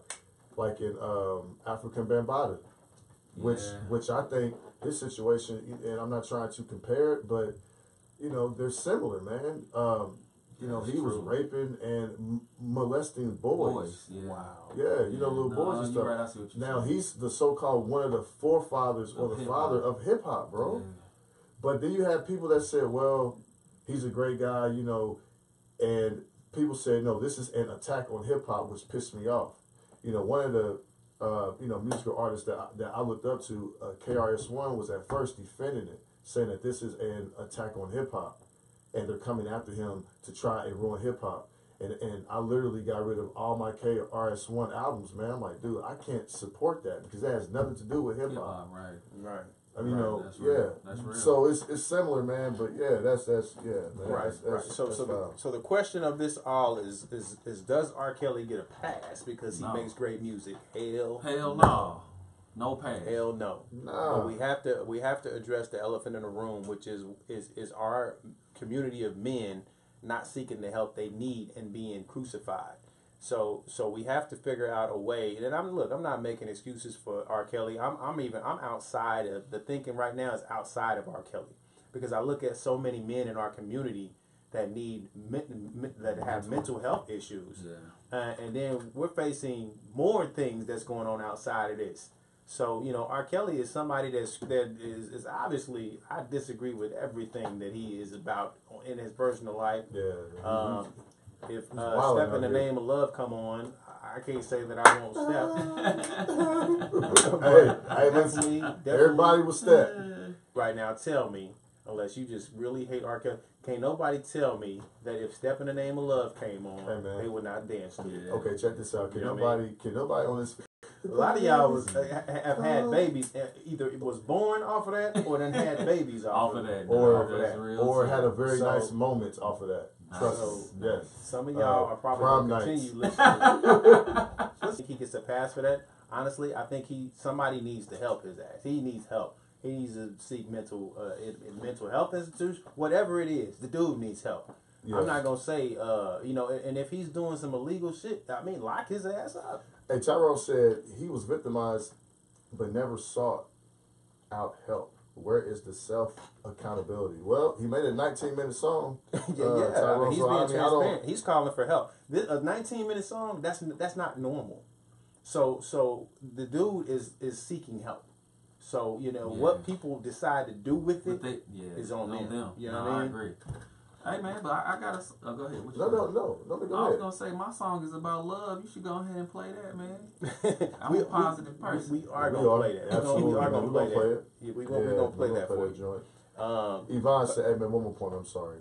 Yvonne said, "Black men and women are both suffering from mental health issues." Definitely. Yeah, absolutely.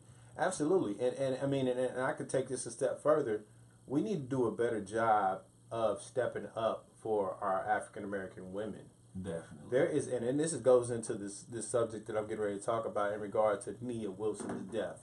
Okay. A lot of people don't know that Nia Wilson was I think she was 18. She was a young lady. Her and her sister were at a BART station, which is I think like a metro or train station.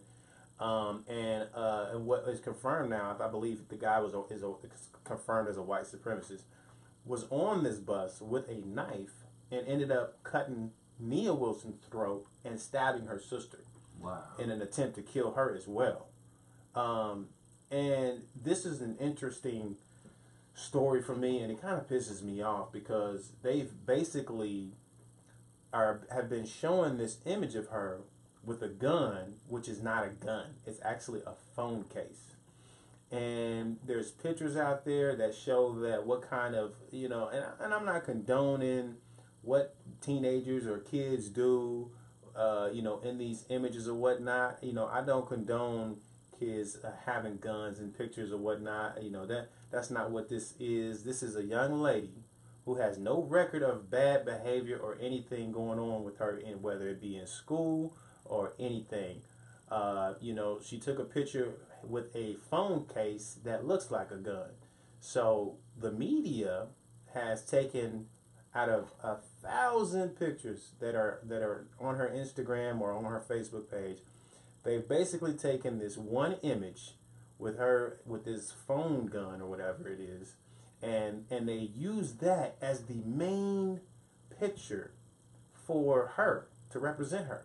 I mean, and this went national, and to me, in this country, there's a huge problem with the media in this country taking tragedies that happen in the black community, whether it's at the hands of a officer, whether it's at the hands of someone else, and basically like Trayvon Martin, let's look at all the bad stuff this person did and put those pictures out there, as opposed to the pictures of them being nice, outstanding, young people, which is what they are. For some reason, they want to visually criminalize these people who have went through the worst. So Nia Wilson's throat was stabbed by a white supremacist, and the only picture the media could find was a picture of her with a phone case that looks like a gun. And they put that everywhere. Some media outlets have apologized. I don't care. Why was that the first picture? Like, where is the accountability? To me, someone should say, look, this young girl lost her life at the hands of someone who obviously did. This wasn't random. This was a premeditated he murdered, and he tried to murder both of them and then get away with it. They ended up finding him, by the way. Let me not get on that. By the way, they found him, and there was no tackle. There was no knee in the back. There was no face in the ground. They politely handcuffed him and took him in without a scratch. Of course, because that is the majority looking out for themselves. You see what I'm saying? So we're fighting against something, and there's people out there that continue to scream and yell about why we always got to bring up certain things, because it keeps happening. And it's bold-faced. The same people who scream about, look at these people in this community shooting each other, are the same people who are quiet when tragedies like this happen. This young girl did not deserve to have her throat slit. She didn't deserve to be criminalized based off one picture that was actually a phone case. And we have to, as a community, do a better job at representing and stepping up for our women. Period. Yeah, and you know what I'm saying? Yeah, we have to do that. Yeah, I totally because I think that a lot of this stuff will be avoided. And I mean, and there's been an overwhelming response from the community in regards to stepping up for this young girl, because it's not right. It's not right. And there's so many different cases where something happens to a person of color or a minority, be Latino or whatever, and someone easily goes to find some image of them, which was could have been 10, 20 years ago, whatever. They just go find this one image to make them look like the worst person in the world, to shorten or criminalize them in a way that they've done something, so they deserved it. Why do they? No one deserves to be killed by anybody. I don't care what race you are. So the media has to do a better job at showcasing the beauty and what happens to after someone is tragically killed rather than finding a picture that makes them look like an evil person or that they deserved it. It's really terrible. Well, you know, I purposely didn't follow it because, you know, I wanted to talk, you know, about it here. But what happened? I mean, how was she caught? I mean, was she walking somewhere and this guy just randomly Was she on the subway or something? She was on the train. It was a train. It's a train station. Yeah. I don't know what BART stands for, but apparently it's some kind of train station out there, you know, in the Bay Area. Yeah, some kind of public transportation. That's what it stands for, Bay Area, some transportation. Yeah. You know, but that's a problem. You know, we what's going on in America that minorities and people of color have to be criminalized at every turn. You know, last week we had a conversation about people calling the police on people just for doing normal stuff. Going to the swimming pool, chilling in your car, you know, taking a coupon to the CVS. You know, all these things are being questioned. And if you look at it, what for? I mean, look, one thing. Yep. There's a dude who I think is San Francisco. He has a stand that I don't know if it's lemonade, special lemonades or whatever it is. It's right there near the street. He's had the police called on him twice for opening up his own store. You know what, bro? And maybe all white people aren't thinking this way, but this is just a thought that I have. Maybe these people are calling the cops on all of us, you know, because they want to see us get shot. Like they know that it could easily lead to that. Right. Yeah. Right. So let me call the cops because I know that it could lead to this person getting shot. Right. And that's wrong. You know, and they will keep denying it. Correct. You know, and act like there's no benefits to whiteness. There's tons of benefits. If black people are just like white people, then that would be less money and power that whites would have, and they would have to deal with that. Sure, absolutely. It's just numbers. Think about it. I mean, it just makes common sense. So they would invest. Black people will be shot. Less of them will get jobs. That's an you see what I'm saying? Yeah. And again, we're not saying that all white people. Oh no, that's not what I'm saying. We know a lot of great Caucasian folks that stand up for the right thing. Correct. But there is a small pocket of people out there that will call the police on you in a minute, will criminalize you in a minute. To me, if you're the head of a news station, there's no reason you should question. I don't know who's the leader of before something gets posted, before a news story goes out, before it gets on TV. Why would somebody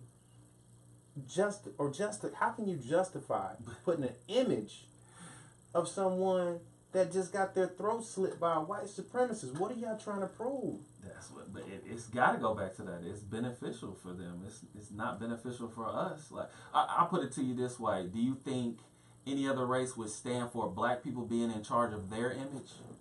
Right. They would not. It wouldn't be beneficial for them. Not. Every race, you know, and just getting back on religion, every race, their God looks like them. Correct, except for blacks. Right. Yep. What's the name talked about that? Jeffrey Johnson. And Eastern Star went to a service, maybe, I think it was 2017, and he talked about that. And I've never heard a pastor say that. Right. And I was so impressed. And I totally agree. He said black folks are the only people whose God does not look like them, and they okay with it. Wow. Yeah. Wow. Yeah, you know, we'll say color doesn't matter. Correct.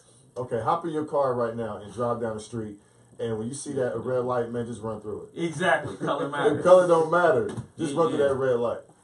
Yeah, I'm with man, you. it matters, man. It matters. You know, but see, I'm gonna get Ebony. She talking about my what's she saying? She talking about my the words I be saying. Yes, I said Caucasian. What she say? And I say anywho. What she say? Ebony talk crazy. That's all right. Where you at, Ebony? I'm Ebony? get you when you get back in. Shout out, man, to Ebony. Man. Yeah, Ebony. Ebony had surgery, man. She did. She's recovering, man. She finally had surgery on her, her bad attitude, man. Oh, dang. I mean, they had to remove that bad attitude, man, from the brain, the heart, the stomach. It was saying he coming for you, Ebony. Yeah, man. Apparently, she needs a few more weeks. According to this feed here. Yeah, but that attitude is gone. Well, it is supposed to be gone, but I think it'll creep back in. That's funny. But But yeah, man, we and this is why this kind of media exists. We want to shed light and hold these people accountable. Stop showcasing this crazy stuff that are not us. Correct. You know, and this is the problem. Even with like IBE, and we spoke on this earlier, how the media decides to focus on the small, isolated events and make it look like IBE is just full of crime and criminality and people who don't know what they're doing and ignorance. It's not what it is. You know, but IBE has to collaborate with media so that we can help change that. Yep. You know, the more media it is, the better, right? Yep. So we can get outside of that. The last thing we want to do, I know we over an hour and man, we getting there. We getting there, you know. Charlamagne. Last thing we want to discuss is Charlamagne the God and rape culture. There's a situation where Charlamagne the God was on his own radio show, and they were addressing rape culture and talking about what's considered rape culture and what's not considered rape culture. And I mean, and this is a big topic right now because you got the Me Too movement, you got all this stuff coming out, right, about people now pointing fingers at people. And I think, to me, some of this stuff is continuing to be blown out of proportion. I believe in Me Too in parts of it. I'm all for women's rights and all that, you know, but I think that there's an element of it of people coming out and doing way too much. But so I believe that Charlamagne the God and this rape culture thing was a discussion that they were having in regards to, you know, what's considered rape and what's considered not. And Charlamagne was telling his people on his personal podcast how he was using him and his wife as an example. So he said that him and his wife didn't have sex for the first year, but an incident happened where she got drunk, and I don't know if he was drinking or whatever, and they weren't supposed to have sex, but they ended up having sex anyway. Have you heard the story, Rodney? Okay. So he used, and he verbally said it wrong, and he admitted to saying it wrong, especially after his wife called in and had a conversation with the Breakfast Club, you know. But the whole thing is this. Charlamagne has to choose his wording better when it comes to addressing, and maybe this is something we all should think about doing, is how we say something, and we often do it. I've done it before, where you're having a conversation with somebody about something, and you say it wrong, and they're looking at you like, like, you know, you raped your wife when the first time that you had sex with. Basically, it got out that he raped his wife and was okay with the rape culture because he was saying that wasn't rape. You know, so the media and all the news outlets and all the other TNs, everybody jumped on this based on what he said, and they took it and spun it out of control. And his wife came on there and she told him that you have to use a better word choice. She said this to him live, to him, saying that he needs to have a better choice of words when he addressed that. And she said the where he messed up is that he attached rape culture to what he was saying, and that's when people took it like, okay, you okay with rape culture? What's going on? And they're saying that Charlamagne raped his wife. You know what I'm saying? So he pretty much blew that himself. Yeah, and when she came on the Breakfast Club, and because I think it was this morning that she came on, or it was this morning. Yeah, so she said, babe, and I'm paraphrasing, but she said, babe, if you had raped me, why did we have sex the very next morning? Right. You know what I'm saying? But, you know, getting back to what he was saying and what Charlamagne was saying too, he has to use a better choice of words. Yeah. Now, there is an interview that he did prior to that on another podcast that he's on, where it insinuated that he had actually admitted to raping his wife. And then supposedly there's another situation where there's a lady saying that he actually raped her. So, you know, the conspiracy theorist that you are, because of. And I say that, man, with all love. Keep throwing that at you. I know, right? Don't you think that it is interesting that when a black man grows, that all of a sudden here comes the rape allegation? Right, I mean that happens to me a lot. And that's the narrative. Yeah, you know that happens. You know a lot. The big black rapist. Yeah. Now, I'm not saying he's guilty. I'm not saying he's innocent, but as a black man, you know, you hear that a lot with athletes, with, you know, these entertainers, man, these, you know, media people. I mean, and he is growing. You know, he put out a book called Black Privilege, which was a New York Times bestseller, right? So he's growing. You know, he went from just being like an intern to where he is now, and he could be kind of getting attacked for certain reasons.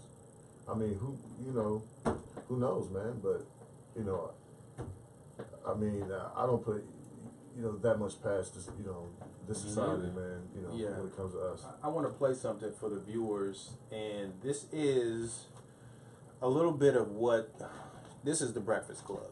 And we're just going to play something that they released this morning in regards to the conversation surrounding Charlamagne the God and his wife and the recent sexual allegations. This is 11 minutes, so we're not going to play the whole thing. But I just want y'all to hear the conversation that the Breakfast Club is having with Charlamagne the God in regards to him and his wife. And I believe that you will be able to hear his wife call in. We'll play that part where she calls in and addresses what she think he meant, and telling him and putting some account, lighting a fire on him on his word choice. So I'm gonna let y'all hear this real quick. Hold on.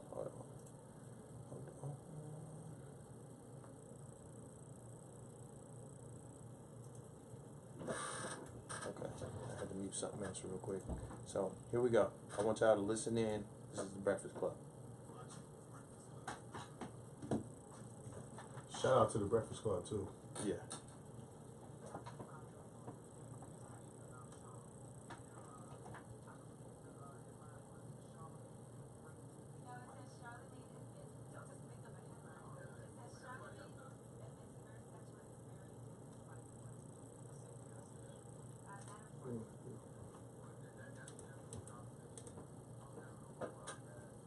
Hey, could you pause that for a second? Okay. We're gonna play your song to end it, so we can play the whole thing. All right. Yep.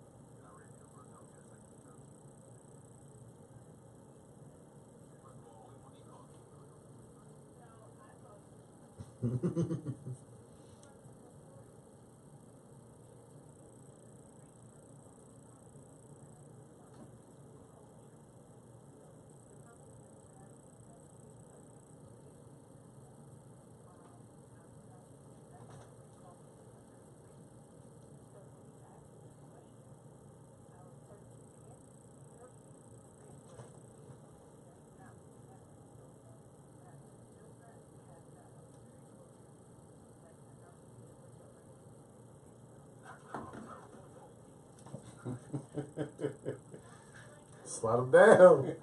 Slide them down.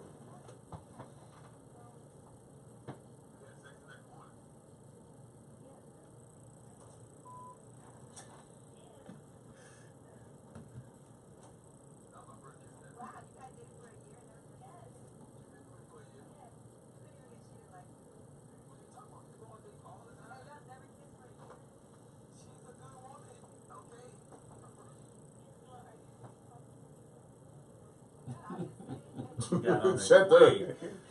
Checking it. Shut up. What? What? He's wild. No kind of question. Hey, man, hold on for a second. Hold on. Why would envy ask? Man, I don't know. If another man, why would envy ask? To his wife. Why would envy ask? Was another man good in the bed? That's suspect. That is very suspect. Hey, man. Hey, to each his own, man. To each his own. I'm with you on that one, bro. I mean, I'm not asking that. And maybe that's something. So she did one thing. She did say something about rape culture.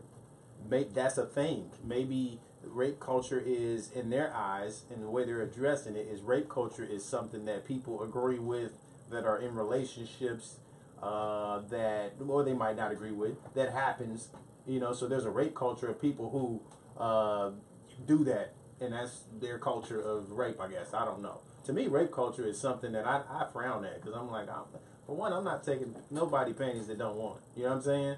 Obviously, I'm not taking anybody. Let me rephrase it. I'm not taking nothing. Hey, look, let's watch our words right now, okay? I'm married, y'all. I got a ring, man.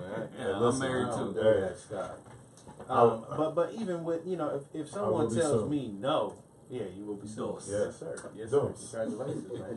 Right on. Yeah. So for me, yeah, and I'm with you, Yvonne Miller. She said the whole story sounds suspect. Some of it does sound suspect. Yeah, she hesitated. She did. It sounds like she was mad that he used the word rape as opposed to rape culture. Mm-hmm. So it was like maybe she was in agreement with the rape culture part, but not the rape part. So maybe this is something that he gets off on in their personal life or whatever. So he justified it by using it in his own personal podcast and whatever, and that's where they got it from. Oh, man. So, but look, if she is okay with that, and that's what they do, that's what do you say? You know what I mean? I wouldn't do that. I don't agree with that, but I mean that's their relationship. Yeah, that's them. So some women in the bed though, they want to be. Let's be real. Some women in the bed, they want to be treated as though they want the man to be aggressive. How many? That's a good word. Let's do a tally. All the women on this feed right now, okay? All the women on this feed, do you want your man? This is not some random Joe. This is y'all together. Y'all been together for whatever reason. Y'all had do you want your man to have rape culture? Do you want your man to be aggressive? Let me put it in the way. Have y'all seen Belly? Yeah, you know. Oh, okay. You know they want that. Do y'all want DMX or do y'all want Ralph Tresvant? DMX or Ralph Tresvant. DMX or Ralph Tresvant. Ladies, do you want your man to be aggressive? And seemingly, if this is y'all together, this ain't random. So when I say the word rape culture, I'm saying in Charlotte, I mean in their words, maybe this is being aggressive in the bed. Man, y'all like that? Y'all like that or no? Bro, you was on point. DMX or Ralph Tresvant. Yeah. I mean, straight up, ladies. I mean, do y'all want that type of dude in the bed with y'all? I mean, do you want so explain what Ralph Tresvant does and what DMX does. I mean, oh, darling, I want to make love to you tonight. Man, they don't. Oh. Especially if they married, they don't want Ralph Tresvant. Is that Ralph Tresvant? They don't want Ralph. Or do you want that DMX type dude, the dude from Belly? When, you know. Hey. Now, no, Kiana. I mean, but that scene though, that scene had a lot of women hyping. Yes. We was in college too. Yeah. Right. Oh yeah. I can't say nothing about it. Hold on, the way some of these. Okay, so y'all watch. That scene had a lot of guys trying that. Yeah. Do y'all watch Power? Oh, I haven't seen it. To me, you never seen Power? I have never seen an episode. I've seen one episode. Okay. You've seen one. Somebody who's the same book. Okay. I don't watch Power. I think like it's so fake to me. Like when I see it, but this is my idea of what Power is. It's a lot of sex, and a lot of like killing, sex, and weak storyline. To me, that's me watching. Y'all gonna be offended. I don't care. I think Power she's very cheesy. But I notice that women love the aggressive sex scenes. DMX. So women, what are y'all watching Power for outside of the aggressive sex scenes and the storyline? You know, what Power? The name of it is Power. Power. So, Power. Power. Man. Hey, Ebony said. What did she say? Said, "Watch yourself, Mr. Smith."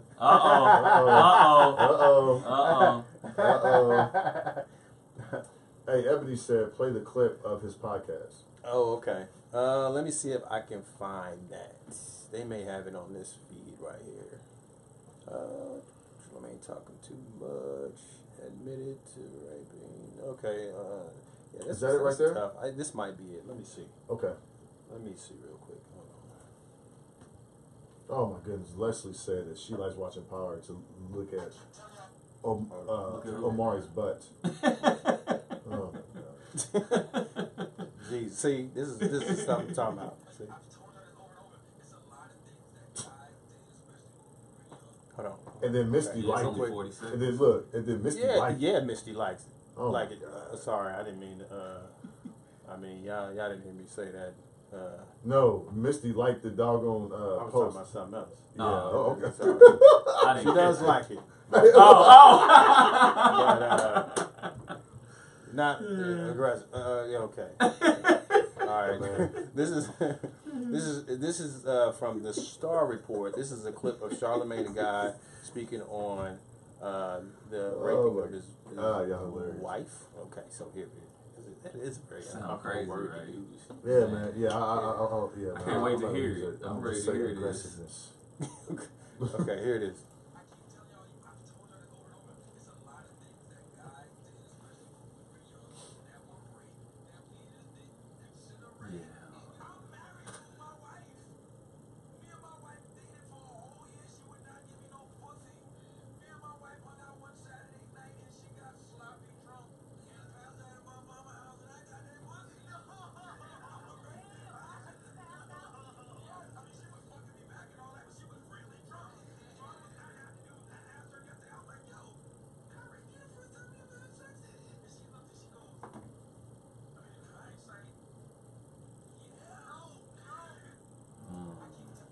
Okay. Wow. Okay. So, based on what y'all just heard, what do y'all think about that? Well, when you compare the two, you know what, Ebony? I see where you're coming from now, because when you compare both interviews, had we listened to that one first, then listened to his wife come on, they retracted a lot of what they just said, because he said verbatim that his wife said yes. I mean, you know, I mean, I'm sorry, what was the word that she used? Was it technically yes, or? Yeah, he just said technically yes. Okay, technically yes. Yeah. But that's what he said that his wife said. Correct, yeah. Right. And then when she got on the show, she said no. No. Correct. Huh. Okay, that's interesting. It's however it is, it's really sad. It is. You know, for a person to talk about his wife in that way. Correct. You know why I mean? Even do that? Like, I'm not about to have a conversation with y'all like, I rape my wife. That's cool. Right. That shit ain't cool. No. I mean, that's terrible. To be able to have a conversation like that about that. You know, so, you know, like Patrick said, you know, we'd heard that one first and then listened to what they were saying. Basically, that was cleanup. And obviously she wasn't happy about it. So she told him, your choice of words, you know, and to me, why would you address your wife in that way? Right. You know, so Charlamagne, you know, that's on him. I would have no, this is all wrong, bro. What is you doing? And is it true that there's some woman that is claiming that he raped her? I don't know. I haven't heard about that. I mean, I saw an article where they said that she's taking it to the Supreme Court or something like that. I was like, wow. I mean, you know, and if that's the case, this kind of audio, viewers, is that true? Will help her. It's definitely not going to help him. I mean, not help him. Help her. Yeah, it will help her. Yeah, and I think that celebrities have to be careful at what they're doing with stuff like this, because everything is used against you. You know, maybe he thought because he was speaking on his wife that it wasn't a big deal. But dude, I don't think your wife would agree with you speaking on her like that, because now she has to answer to a lot of people about what kind of relationship she in. You know, again, that's this is true. You know, man, that's true. Right. Whoa. You know what I'm saying? So this is, to me, this is past aggression. You know what I'm saying? Like, for him to justify that and say, well, she said it was okay. She said it. Yes, I did it, and we still together. that's really not how you want to entertain or address your wife. Right, and the key thing he said too was that he made it seem like he's did it before, and he knew other people that did it. Remember, he was like, "We did a lot of things we did in the past could have been considered rape or something to that effect." He made it seem like this wasn't the first time. Right. Well, yeah. So I don't know, Charlamagne, man. You know, it's hard to defend something that's in the pudding like that. You know, and for you to speak on your wife like that, I just can't agree with that. Me neither. I ain't with it. Yeah. Elizabeth wrote, but no woman wants to admit that she is intimate with her husband, and she didn't really want to. It's willpower and accountability. So would you consider that rape?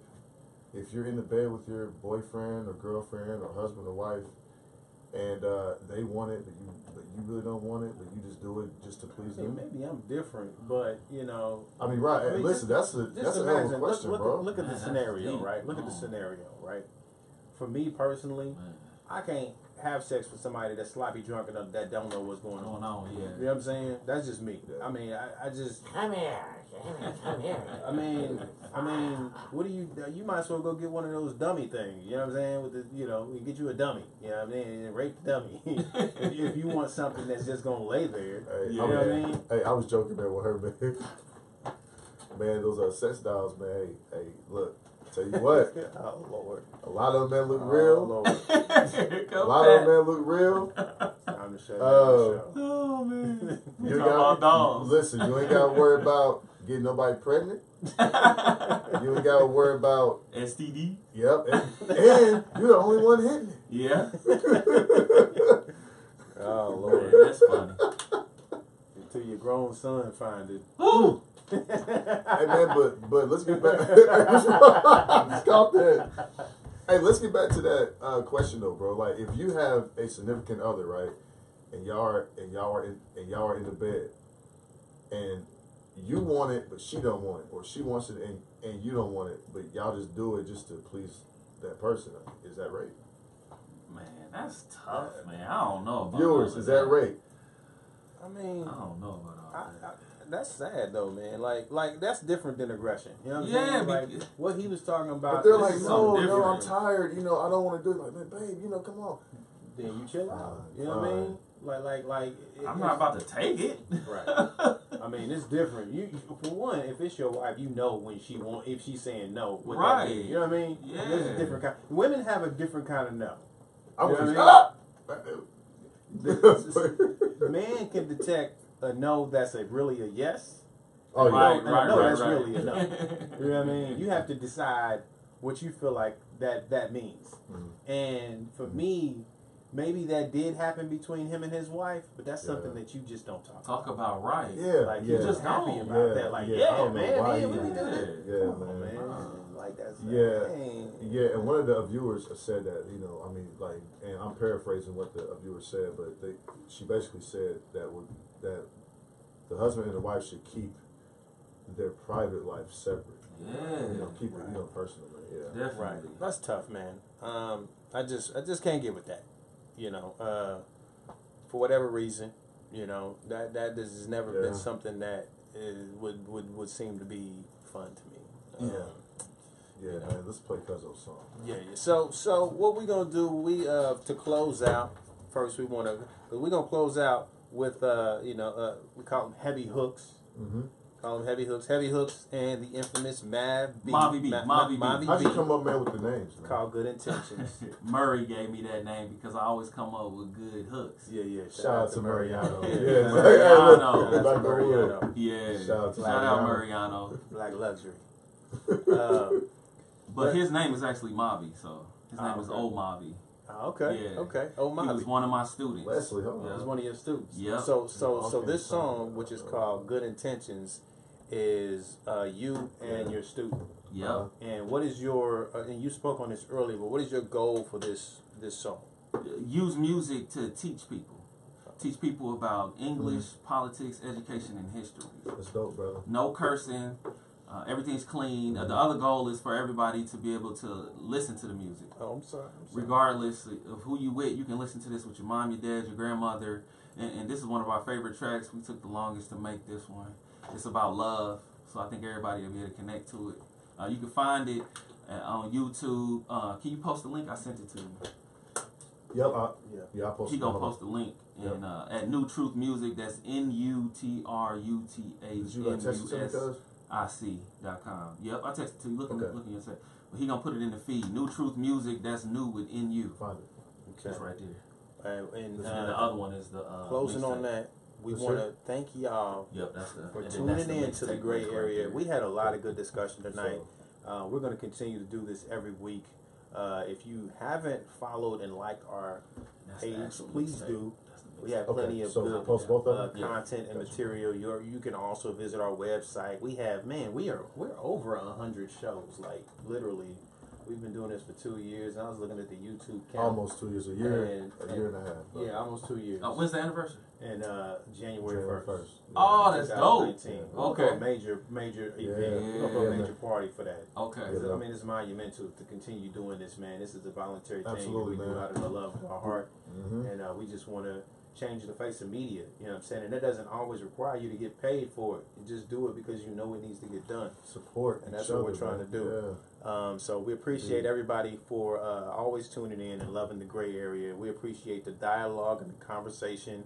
At the end of the day, just know that to disagree, we don't have to agree on everything. We can all agree to disagree and still love each other and still hold each other accountable and try and rise to greatness. Absolutely, man. Just continue doing that. And we're going to leave y'all with a song by Heavy Hooks. Yeah. This is our man Rodney Smith and a student of his called Good Intentions. So please stick around and listen to this track. And please throw some comments in there if y'all like it or not, and continue to support your local music. Here you go.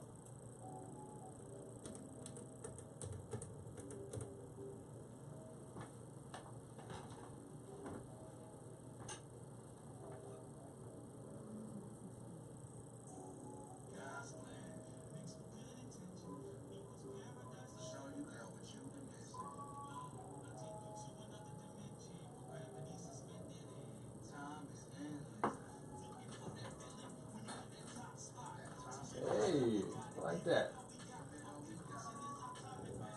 Okay. Yay.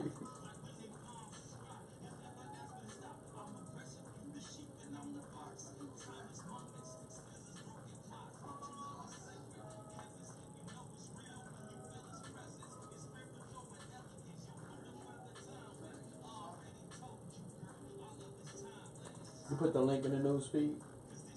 You put the link in the news feed? Put the link in the news feed? Yep. Okay. Yep.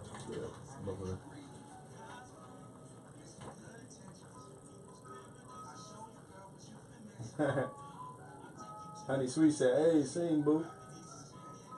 It's dope.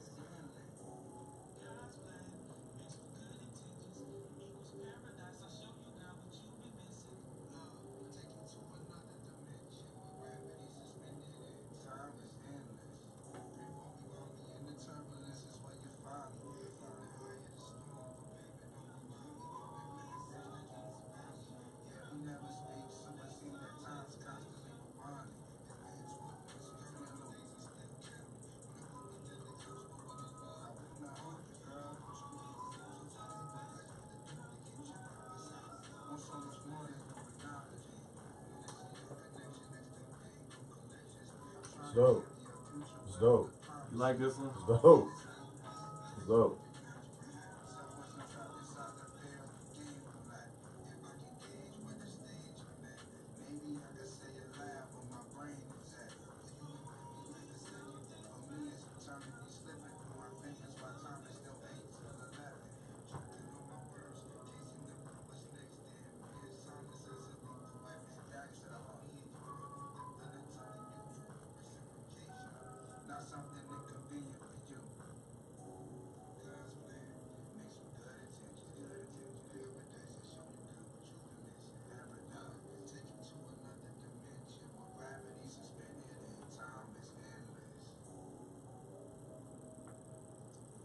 Yo, it's dope.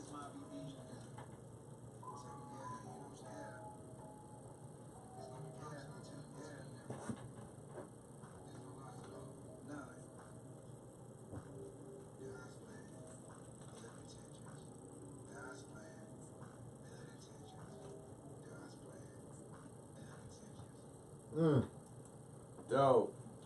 I like that. dope. That's our favorite one. Yeah, that was dope, man. Mm-hmm. Wow. We recorded that in the classroom. Yeah, that's For dope, real? bro.